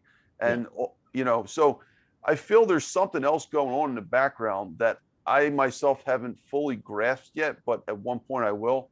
And it's like, it's a documenting the experiences of really, really great people, which leads to the question I wanted to ask you here. What do you think? Why is interviewing great guests important? I mean, what are we really doing? You got a podcast with 50 plus episodes, 50 plus amazing people. I got, you know, a lot of people too. I mean, what are we doing? Like, why are we doing this? Why is interviewing these great people so important? Well, it depends on who and why. You know, for me, these are people that I have relationships with that I take for granted. Like I just did a 2-day retreat with Denis Waitley at his house. Denis is 89, has overcome stage 4 cancer just in the past year and a half. I take that for granted, and to have other people be able to come in and have the red carpet, you know, there are 7-figure, 8-figure entrepreneurs out there that now are so into personal development, they would do anything to ask Brian Tracy a question. How are they going to do that? That's not always possible. So for me, that's where it kind of began, is giving access, you know, from a living room with someone I have a really in-depth relationship with. Right. And, but you know, it's also from a marketing standpoint, it's cross-pollination, because people don't know you, they don't know me, but they know who Les Brown is. And so if you know how to, it's like doing events. You could go do your own event, or you could do an event, have other people there too. And that's why in my books, I put celebrity authorities, because if I'm sitting on an airplane and you ask me what I do, or if I have a book out and you don't know me, but you know who Todd Stoudemire is, because we're in Toronto, right? Or John Foreman of Switchfoot, or whoever it is, right? Phil Collen of Def Leppard, Phil Collen did a mastermind in my house. You know, here's a group that sold 100 million albums, and we've been backstage at least a dozen times. And that was birthed out of, I did 3 days of filming with him at his house in 2013. And we really, really, really hit it off. Like, he is one of the nicest human beings. And just go Google Phil Collen, not Collins, Phil Collen, and you'll see he's the healthiest, most 8-pack ripped 60-year-old plus guy. Vegan, hasn't had a drink in 36 years. So, you know, he comes on my podcast for 2 hours plus talking about why he quit drinking, you know, why he is so happy, why he has so much vitality and energy. And, you know, that's fun to do. And those are great relationships, but it's really a gift to your audience. But it also, from a marketing standpoint, helps cross-pollinate to get attention of those other fans. So there's multiple reasons to do it, and you just got to figure out why. But I have an idea for you, Tony. You can thank me later. Is you should do what I did. Like my Success Habits book, you know, I took those. Now I had to get their permission, and I had a big New York publisher say, "How the hell did you pull off getting, you know, 20 New York Times #1 bestselling authors to all be in your book?" And I'm like, I could only do it because of the relationship, right, that I had. I'd made them all money. But you could take whatever amount of these interviews you've done and do kind of like what Tim Ferriss did with Tools of Titans. And that's what I've done now with my books. When I have people on my podcast, if it's a fit for them, if it's a fit for me, now that this book's already come out, I just put them in my upcoming books. Like my next book's called Next Level Your Life. It's going to come out in December, and I'll have 7 celebrity authorities in it along with entrepreneurs. Kyle, that's a brilliant idea. It's a lot of heavy lifting. It's a lot. Yeah, I don't want to make it sound simple, I know it's, you're absolutely right. Maybe we can talk, maybe we can do a joint book together, because I'll pull my resources and maybe we'll combine. But Kyle, going back to the question real quick, because you brought up a really good point. So minus the selfish reasons, we're both marketers. We understand the reasons for doing it, but from a standpoint of giving, giving to the audience, giving to the world, right? Bob Proctor, he passed away. I never got to interview him, and I did a tribute to him on Clubhouse one night. On Friday night, we had a whole bunch of his students come in, and I felt bad from a different way. I feel like what Doria said is so true. It's almost like I have an obligation to tell their stories. Now that I found that I have the skill set, I have an audience, and who would tell it better? And Kyle, like what you're doing is applaudable, because you're getting to tell these stories. I mean, who knows what can happen tomorrow? And if we didn't get to tell their story and something happens, then the world will never really get to know it the right way. Is that another way to look at it? Yeah, let me tell you, yes, mine goes a little deeper than that though. So I'll tell a Jim Rohn lesson. So Jim Rohn said, if you want to become successful, learn to bring value to the marketplace. If you want to become wealthy, learn to be valuable to valuable people. And I really caught that pass in 1991 is it's not about networking. I'm a horrible networker. Like I don't network. When people, I don't know, well, I say I don't know. When Facebook people, friends send me messages, how are you doing? That's almost like unfriend for me, like, because I feel solicited, right? I don't network, but I do try and figure out ways to bring value. And if I can bring value, then I'm open. Like if someone brings me a business opportunity, my first question is, can I bring value? Then if I can, then I start thinking about beyond that. So let me now take this to podcast, and I'll say it first for me, the seminar business. The seminar business was an equation of solving value on two sides. Can I fill an audience that will make it valuable for Jim Rohn to show up and speak to that audience? And can that audience benefit from hearing from Jim Rohn? So if I have an audience, I definitely want that audience to benefit from who I'm having on. And I want who I'm having on to benefit from the audience. So I'm not ever going to ask a Brian Tracy to show up for something I can't bring him value. And I'm not going to ask people to show up for something that they can't get value from. So it's a value creating proposition. And that's what a podcast really is.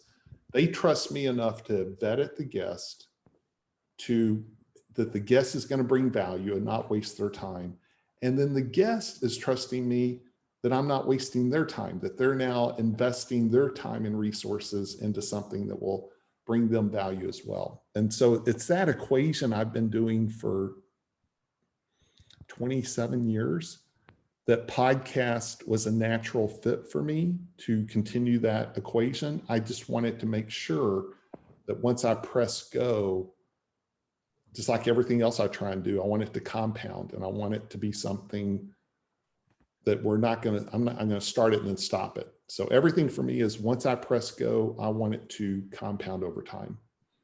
I'll never forget when I started the Jim Rohn newsletter in either 1999 or 2000. The first week we had an archive. We had one article, one set of quotes, one set of Q&A. Week 2, we had 2 articles, 2 sets of quotes. Week 500, 10 years later, we had 500 articles. Wow. And so you don't build an empire overnight. You don't build an audience overnight. You don't build an archive overnight. But if you do it the right way, it's going to compound over time. And so, yeah, whether it's your Instagram or whether it's your YouTube followers, I don't have near as many as I should. And I know that. But I'm in it for the long game. So it's okay. I'm going to just keep building. I'm going to keep building the right direction by authentically impacting people one person at a time. Brilliant. Thank you, Kyle. Appreciate that. All right, Kyle, next question, maybe a minute or less. So we both actually, I think 19 was a magic number for the two of us. I was a very lost child. I grew up in the difficult streets of South Philadelphia in the 90s and 80s, and was very, very lost. Saw the face of death countless times. What message do you have? I mean, we're living in the great pandemic depression. So many people are really off right now, like super off. I mean, people are killing themselves left and right. I just had a friend recently who just went AWOL. I just found out 2 nights ago, and this person was a big attorney. I mean, professional. How the world can that happen at such a late age? What message do you have for people who appear to be unlikely to succeed? I mean, anyone, people that are lost, doesn't matter your age. In our case, it was younger, but people who appear like they're not going to succeed. I mean, if you would have saw me at 17, 18, you would have said, this guy don't got a year to live. But, it didn't work out that way. So, and we're here today and we're both smiling, I think both of us, right? So what message do we have for people like that? Yeah, I would say 2 things. First of all, talking to that person, I would say, I didn't know who Jim Rohn was. I didn't know what the seminar business was. I didn't know I would move to Dallas.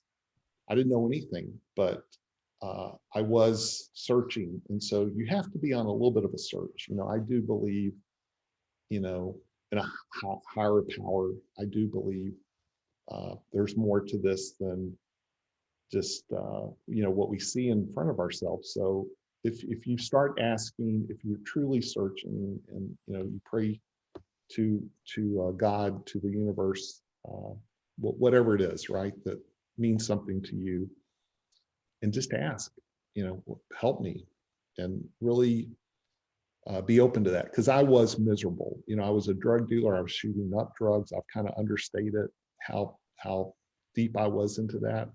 Many of my friends died or ended up in jail, and so I was miserable. So I was searching. And so that's where it begins. I'm not going to give people the formula of go read this book or go do this that are in that setting. They just have to have hope and be open, and hopefully the right people will show up, the right circumstance will show up. And I believe that because it happened to me and it's happened to a lot of other people.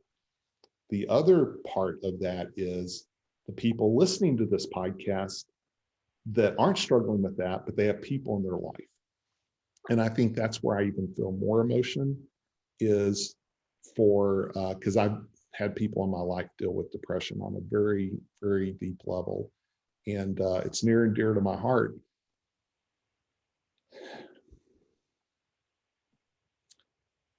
So I think creating space, like I used to think I knew it all. I used to have the answers. I had the answers. Go read this book, set these goals, do this, do that.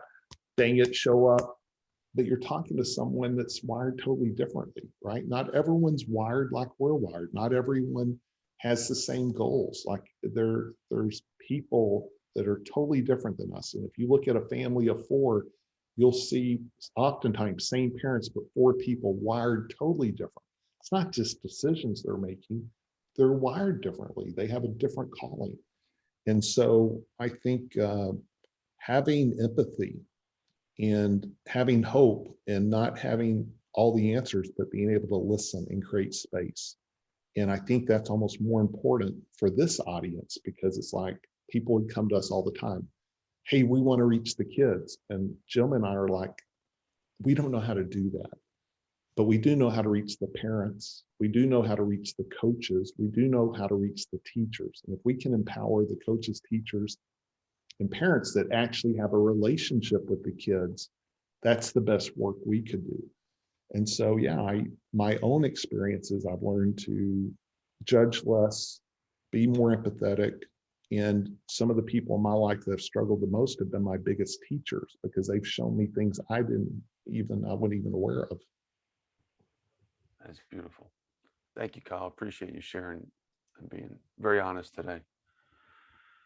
It's such a tough topic, but there's a message of hope that resonates with this. So thank you, Kyle. All right, Kyle, we're going to switch right back to marketing tips. But before we do that, I just want to know, like, what do you like to do for fun? Is there anything in particular that you would say is one of your top things that you like to do? I am a little bit wired as an entrepreneur. So I've done everything. And there's some things I've just discovered I don't really care about doing it, you know. But I play tennis. I play tennis with my son. I play sports. I go to concerts, go to sporting events, travel, love traveling to Europe with my daughter. But I also love business. And when I say I love business, I'm not a 24/7 guy at all, like nothing like that.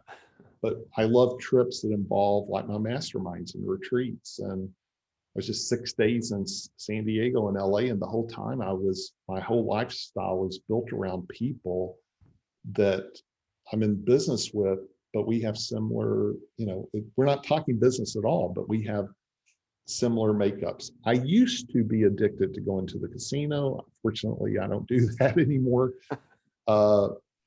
It wasn't healthy. You know, it's not the best people to be around, and smoke and the sound. It was just unhealthy in every way, but it really was that entrepreneurial thing in me that tried to make it a game. The problem was it wasn't fun unless I would win a bunch of money. Like, who cares about winning 10,000? That wasn't even fun. So I had to just learn that was not healthy for me to do. But yeah, I think you know, whether it's camping or I enjoy a little bit of everything, but I don't think I have any deep. I play the guitar, and again, I do that with my son. But yeah, I think I'm kind of wired for entrepreneurship. You know, it ties back to your retirement. So I was a retirement specialist right out of college. I worked for the largest investment company called Vanguard Group at the time. And all I did all day long was sit on the phone and talk about people's retirement for 3 years. And one thing I learned, this was a long time ago, one thing I learned was that when people retire, and if their definition of retire is do nothing all day, Yeah, they usually died in like 6 months or less. You actually came back from retired. You're one of the lucky people that actually got to retire. You had a nice nest egg, and you didn't have to do anything, but you did. And here you are, and you're still choosing to not go that kind of retirement, to retire, take the definition of retirement where you work because you want to, not because you have to. So with that new definition, do you think your new retirement is so much better than the old retirement? well, I'm not retired anymore, but I will tell you, thanks for bringing that up, because I do have that distinction that not that many people have. Of I've been on both sides, and you know, and so I think I do have a good perspective on what's important, what makes me happy, and that's where I try and focus on my time. And the other thing I'll say, Anthony, is I mean, for a guy with my kind of resume to come back out and it still take me time to build what I built, just when I'm not being negative, but when people want to go be a speaker or be a coach or launch a podcast, I have a lot of perspective because I built an empire. Sold my list, so came back, started with nothing, but I had a track record like none. And also had relationships. I could pick up the phone and make phone calls. And even I had an experience as a leader, had a big, huge team.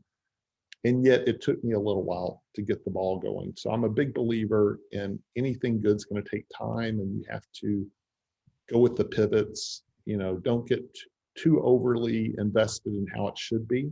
Things change, and just keep following. Again, I always say I could have never set a goal to meet Jim Rohn. I didn't know who he was. So just show up with the best intention, and you never know what's going to happen that day and what opportunities are going to open up. But no, I've had the benefit of doing both. But retirement's not part of my thought process at all, period.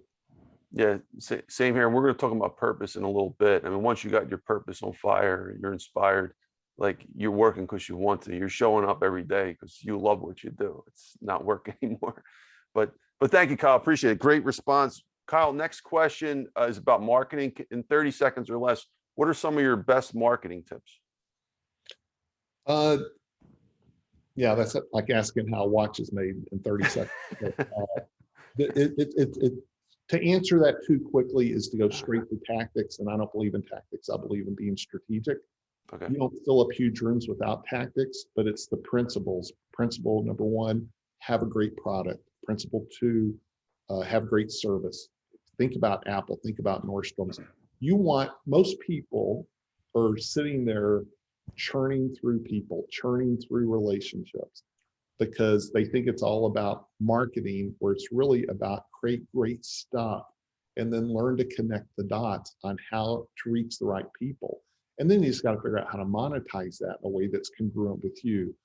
And that's the 30-second answer to a 6-hour seminar, But be on purpose, get connected, don't try and cheat the system. People are doing way too many tactics and not enough things that have synergy and will compound, and trying to create one great product.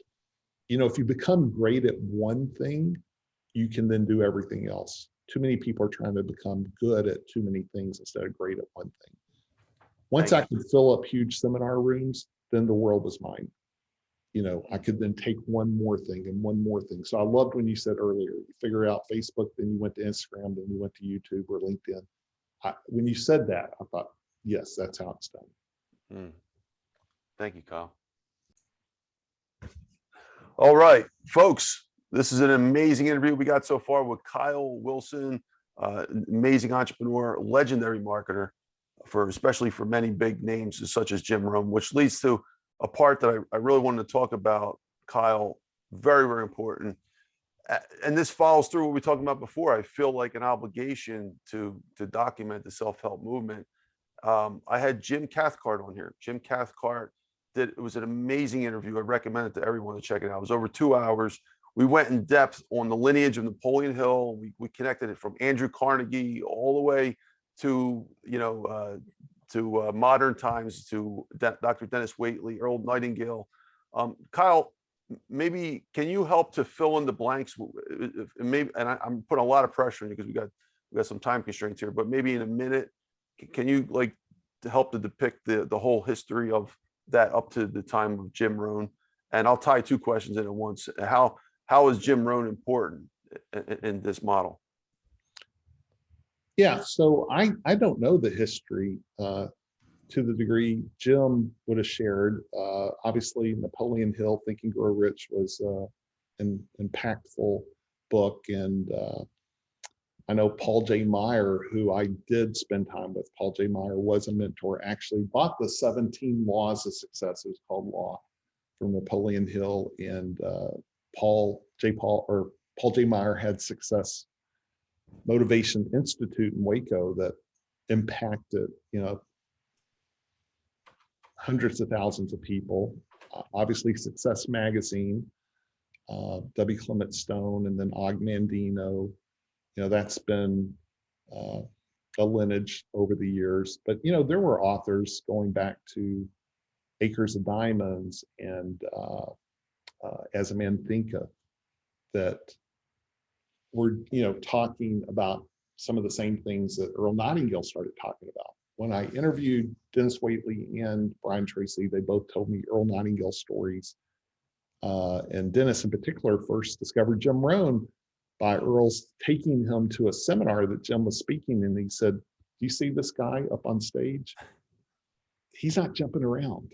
He's not getting down on one knee. He's just sitting there talking and drawing the audience in with his storytelling." And Denis said that was a great model for him to say, okay, I don't have to be Zig Ziglar. I don't have to be, some of the other speakers. But there's so many. Norman Vincent Peale. I mean, there's an endless list of people that impacted the world. For me, I am drawn towards entrepreneurs. So I'm not a big fan of speakers. I'll be honest with you. I'm a fan of speakers that have done something and now they're sharing out of their depth. That's what I'm attracted to. So research and then sharing your research doesn't do as much for me as someone that's talking out of their depth of experience. And so doing all these events over the years, people come up, hey, I want to be Jim Rohn. I'm like, well, go figure out a way to make millions of dollars doing what you're world class at, and then people want to pay you to learn about that. So that's just how I'm wired. So I was never a big National Speakers Association guy. I have great respect, don't get me wrong, but all the guys I promoted were a little bit outside that box, more in the entrepreneurial box. Thank you, Kyle. Kyle, so why was Jim Rohn important? Maybe 30 seconds. Yeah, I mean, he was just one of the greats. People want to be Jim Rohn. People want to be Darren Hardy, and there are no Jim Rohns. There are no Darren Hardys. There are people in their own right, Tony Robbins and those, but Jim Rohn was in a class by himself. I felt Darren Hardy's in a class by himself. Jeffrey Gitomer's in a class by himself, and Jim's not going to appeal to everyone. I know that because I spoke to thousands of audiences selling tickets, and not everyone was drinking the Kool-Aid, but he probably had more impact than anyone per capita.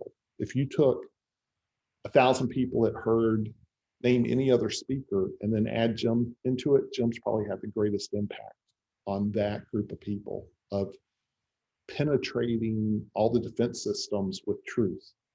I did a post a while back about you don't have to be abusive as a speaker. Some speakers out there, and I'm not, a lot of people think I'm talking about Tony Robbins. I'm not. Although Tony, this could apply to a little bit of Tony stuff, but I'm thinking of some other people. They have the get out of jail card, the get out of jail free card by being abusive, talking to people, being mean, putting them down, but say, oh, I'm only just trying to shake them up. I'm only just trying to wake them up, get them to care. No, you're being abusive, you're being a bully. And Jim Rohn didn't have to be a bully. He could hit you with truth and let the truth stand on its own. Denis Waitley could hit you with truth and let the truth stand on its own. Let's not compare the two. Let's not make, being able to say and anything you want be acceptable in the name of I'm trying to get your attention. Mm. Jim was class. Jim had style. He's more relevant today than ever because he used to tell me, Kyle, I want to be the guy that impacts the few that impact the many. When you look at Tony Robbins and Darren Hardy and Eric Worre and Hal Elrod and this long list of people that name Jim as their greatest influence, me included, he's impacting more people today than he ever impacted. And I think that's why people like the people that know, like Darren Hardy will say, it's a lot of these products and books and things we created that have helped that message continue on as well. Because I would say before I was around creating some of those things, Tony, people were using a lot of Jim Rohn quotes and treating them like they were their own. And then the more I got his message out, I watched some of those same people, instead of saying it like it was their quote, saying, and Jim Rohn says. And speaking of Jim Rohn quotes, Kyle, can you maybe name your best 2 or 3 quotes in 30 seconds or less of Jim Rohn quotes? What's your favorite ones, would you say? Learn to be happy with what you have while you pursue all that you want. Success is neither mystical or exotic. It's simply applying simple disciplines every day. But I remember, when you come up with, you put together 1,000 quotes, you get it down to 365. Then I had to get it to 110 for the quote book. I remember doing a post once, it's on my blog, and my 30 favorite Jim Rohn quotes. And that was agonizing to come up with just 30 because they're all good. It's like the quote book. I could turn to any page in there and it was profound. He was just the master. And I would watch him, Tony. I mean, we're sitting there at lunch eating and he starts talking about the Iraq war and he takes something, 3 sentences, and reorganizes it and says it in the most philosophical, profound, wise way. He just had a special gift. Thank you, Kyle. Appreciate that. All right, Kyle. So we have a pretty good amount of questions here, and I'm going to try to cut it down as best as I can with the time constraints. You're doing great, though. I want to pivot to to Tony Robbins real quick, because Jim Rohn was Tony Robbins' mentor. What effect did Jim Rohn have on Tony Robbins? Maybe from coming out of your mouth would be a lot more respectable than what I would have to say. Maybe 20, 30 seconds. No, I mean, Tony worked for Jim for 2 years and just said Jim's the guy that really turned him around and changed his life. And when I saw Tony last, a 3-day event, he talks about a lot of people, but it's usually him coaching those people, or he's worked with these people, billionaires or whoever it is. But Jim Rohn's the only guy here him talk about as a mentor, and that really changed his life. So Jim had a huge impact on Tony. Now, Kyle, you had a huge impact on making Jim Rohn as famous as he was. So can we reverse engineer this little Venn diagram and say, and draw a line straight back to you and say, here's the question really: what effect or what role did you play in Tony Robbins' rise to superstar? Would you say you had any part? No. Tony was way before me. So Tony was like 81, 82. Okay. I didn't meet Jim until 89, and I had zero impact on Tony, or really, when you talk about Jim Cathcart or Jack Canfield or Mark Victor Hansen or Brian Tracy or any of them, they knew Jim before I did. So I had zero impact on any of the contemporaries of Jim. Yeah, but could you argue that you helped build Jim Rohn to the highest levels in terms of marketing? That helped a little bit because Tony Robbins being his student? No, but I will say Jim and I had a great marriage. He was the philosopher, I was the marketer. I got Jim Rohn's message out. So did I have an impact on you? Yes. You might not have heard of Jim Rohn as much, right? So I impacted his message getting out to more people, but that Tony was before anything I did. Tony was already impacted by Jim. Yeah, and Dr. Denis Waitley, when I had him on here, I thought it was powerful words that he said. He said, "Tony, that's our superstar. That's our celebrity. Like, you put him on a high grill." I mean, and he's right. That's Tony became the superstar of the self-help movement. I mean, there's so many of them. Everyone had different times to shine, but it's Tony Robbins right now still. Yeah. So thank you, Kyle. Appreciate that. What? Why did you? I just want to pivot to your own personal skill set. So you're a marketing legend. Why didn't you use your own skill set to build your own personal brand to the level of your most famous clients? I think selling my companies at the, I was kind of like at the top of the hill, and I sold the companies, and which included all the resources. And so when I came back out, I had to decide, do I want to be a speaker? Do I want to be any of those things? And the answer is no. I had zero desire. So my comfort zone was to go joint venture with people. So I started joint venturing with others, trying to recreate the past, right? Recreate having another Jim Rohn where I'm the Conant of the Nightingale Conant. So Lloyd Conant built Nightingale Conant, but Earl was the face. And that was comfortable for me.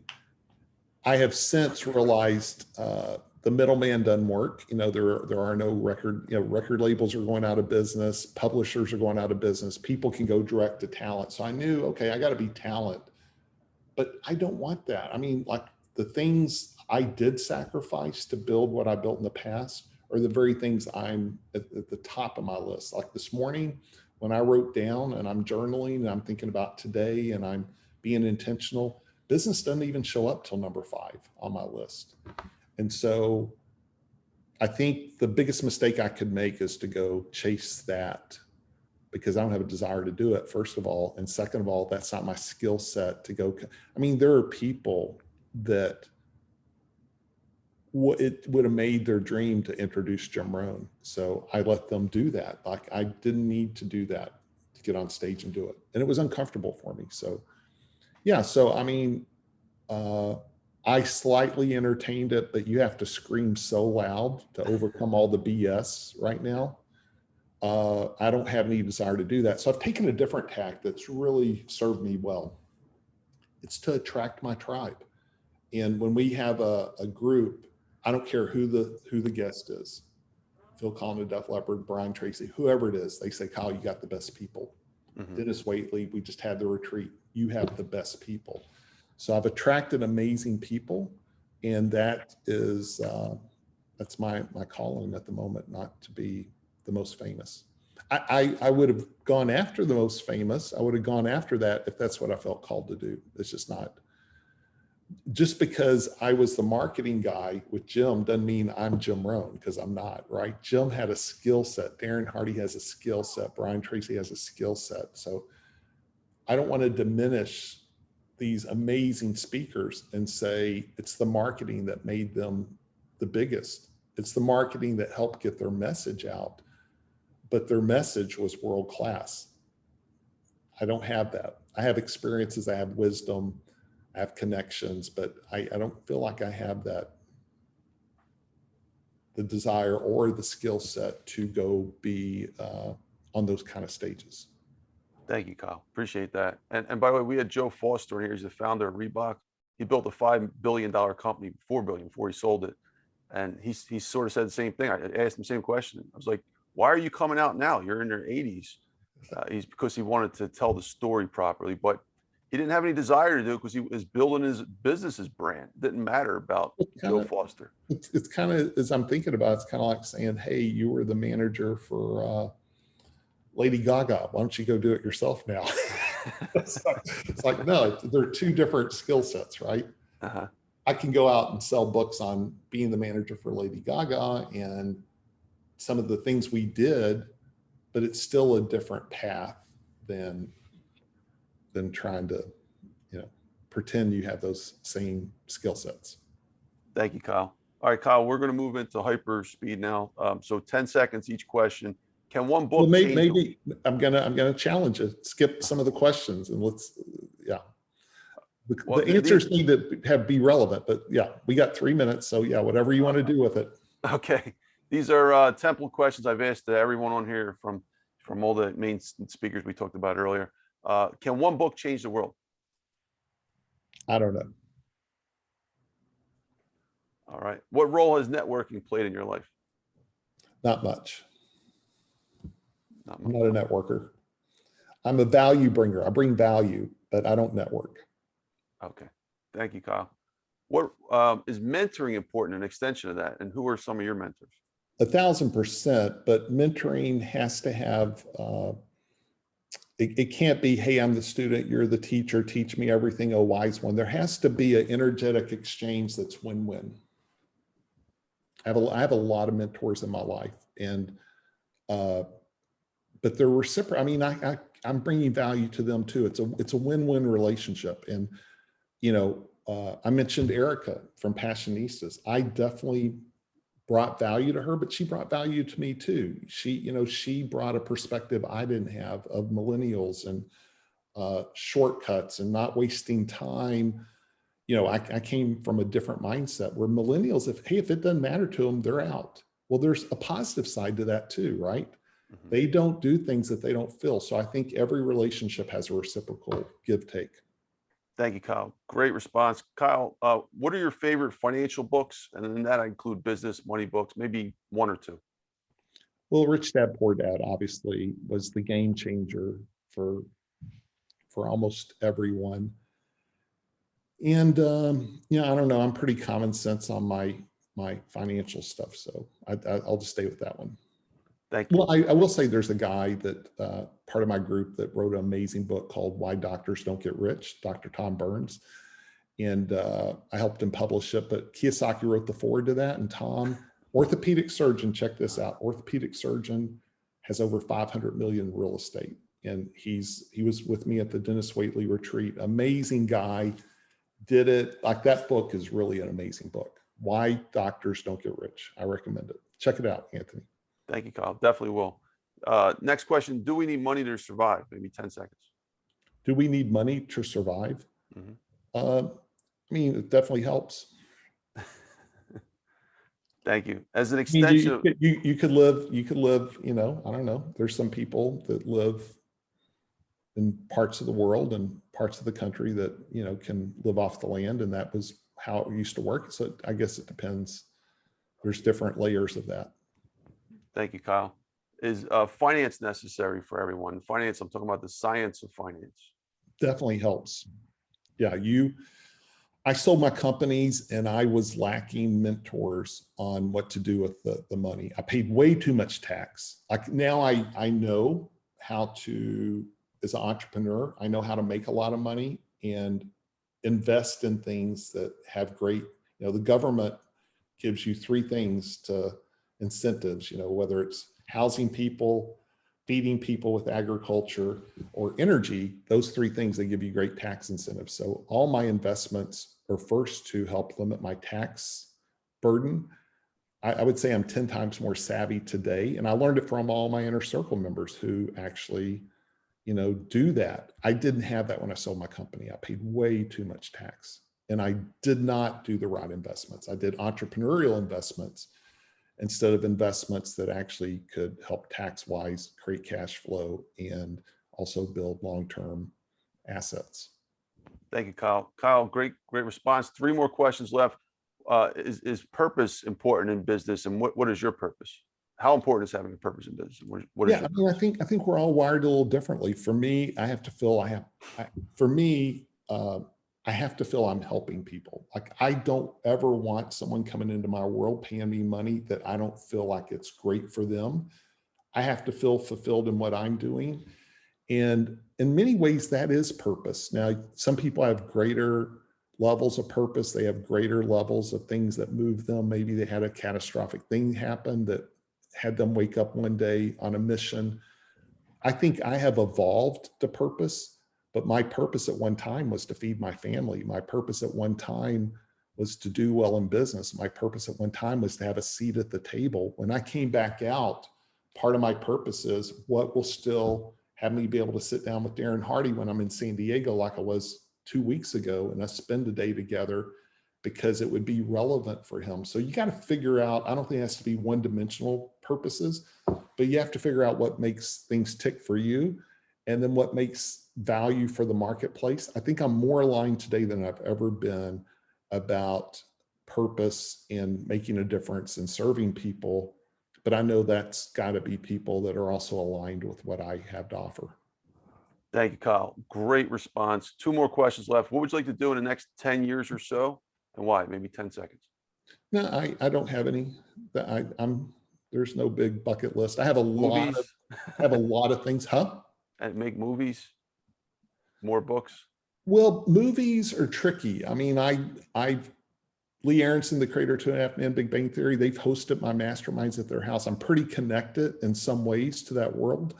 And I've thought about it. It's just it's such a long-term deal. You have to be thinking, again, my number one marketing principle, it's got to be good. Don't put shit out to the world. Mm-hmm. So it would be 4 years of your life. So I feel like, Anthony, when I created some of these, Hollywood film crew, 6-figure film crew, I executive produced all that stuff. Every second I was part of the editing, it's a big lift. So you're exchanging part of your life to make a movie. Thank you, Kyle. Great response. Last question. What would you like to leave this world, your legacy? What would you like your legacy to be? If you put on your tombstone in one statement, what could it say? I haven't put time into that. I'm pretty much like, I think legacies are overrated because we're going to be gone. So it's what you do today. It's every day asking, what should I do today? And being open to that response. I know it's the politically correct thing to do is to know your legacy. I don't know mine yet. I know that I just want to show up every day, become a better version of myself. And I have clarity about things with my family and my business, but beyond my time here, I'm not sure. I'm still working on that one. All right. Thank you, Kyle. Appreciate that. Kyle, we're going to conclude. I want to thank you for being here. I really appreciate you being here. Any last words, comments, or anything before we sign out today? The floor is yours, Kyle. Yeah. Well, hey, first of all, I'd love people to get a copy of the Success Habits book. Send an email to info@kylewilson.com, put Success Habits book, and I'll send them the free digital copy with some other cool things. And I think, beyond that, Anthony, it's just, you don't have to have it all figured out. You just got to show up, get around good people, know what you aren't willing to compromise on. You know, my good friend Darren Hardy says, one hard no makes up for 1,000 other no's. Get really clear on what your hard no's are. Don't think twice. And, you know, Zig Ziglar, it's one of these 52 lessons, said, never do a good deal with a bad guy. And I've never been sued. I've never sued anyone. Now, I've written big checks for people in my world that got sued, and they went after me in the process because of intellectual properties and things. But, you know, a lot of that's a product of just staying away from people that, you know, that tend to get sued a lot or tend to sue people, right? So I think get around really good people. It's probably the greatest secret, is get around good people, not successful people. Like I could care less if someone's successful. I want to know if they're good, if they're going to enrich me, if there's someone that has shared values that I can learn from, I can connect with. And then that's a safe space to grow together. And again, you don't have to have it all figured out. Just be on the journey, be open to what's going to unfold. Thank you, Kyle. And what's your website address and maybe some social media sites if you want to tell us where they can find you more on social media? KyleWilson.com is the web. Instagram, I am Kyle Wilson Jim Rohn, and Instagram's my favorite. YouTube, Kyle Wilson Marketing, and Facebook and LinkedIn, you just have to find Kyle Wilson and see it says Jim Rohn International and founder, and make sure it's not a fake account. So there's going to be posts going back 10 years. Okay. Thank you, Kyle. Appreciate it. Any other last words before we close out? No, I really enjoyed it. Thank you. And then I'm looking forward to doing this on Clubhouse with you. That's right. That's right, folks. So if you haven't already, we're going to have a Clubhouse event in 2 weeks on September 2nd. It's a Friday. Check it out. It'll be 7 to 9 p.m. Eastern time. So thank you again, folks. This is Dr. Anthony Criniti IV, also known as Dr. Finance. You've been watching the Dr. Finance Live podcast. Here's the website, drfinance.info. We're going to post it up on the podcast page. We're going to blow it out to YouTube and 20 plus major podcast directories. If you want more info, definitely check out my books. These are my major books. I have some co-authored books, but The Necessity of Finance, my first book I wrote for my students about 10 plus years ago, which led me to the most important lessons in economics and finance. And then I couldn't help myself but make a 500 plus page book tying the greatest scientific arguments in history and the survival of the richest, 500 plus page book of all sorts of crazy topics that will give you nightmares in your sleep. So thank you, everyone. I appreciate you being here. We're going to see you on the next episode, but don't forget to follow, like, and subscribe and comment where necessary. Thanks again, Kyle. Appreciate you guys. See you again. Bye-bye now.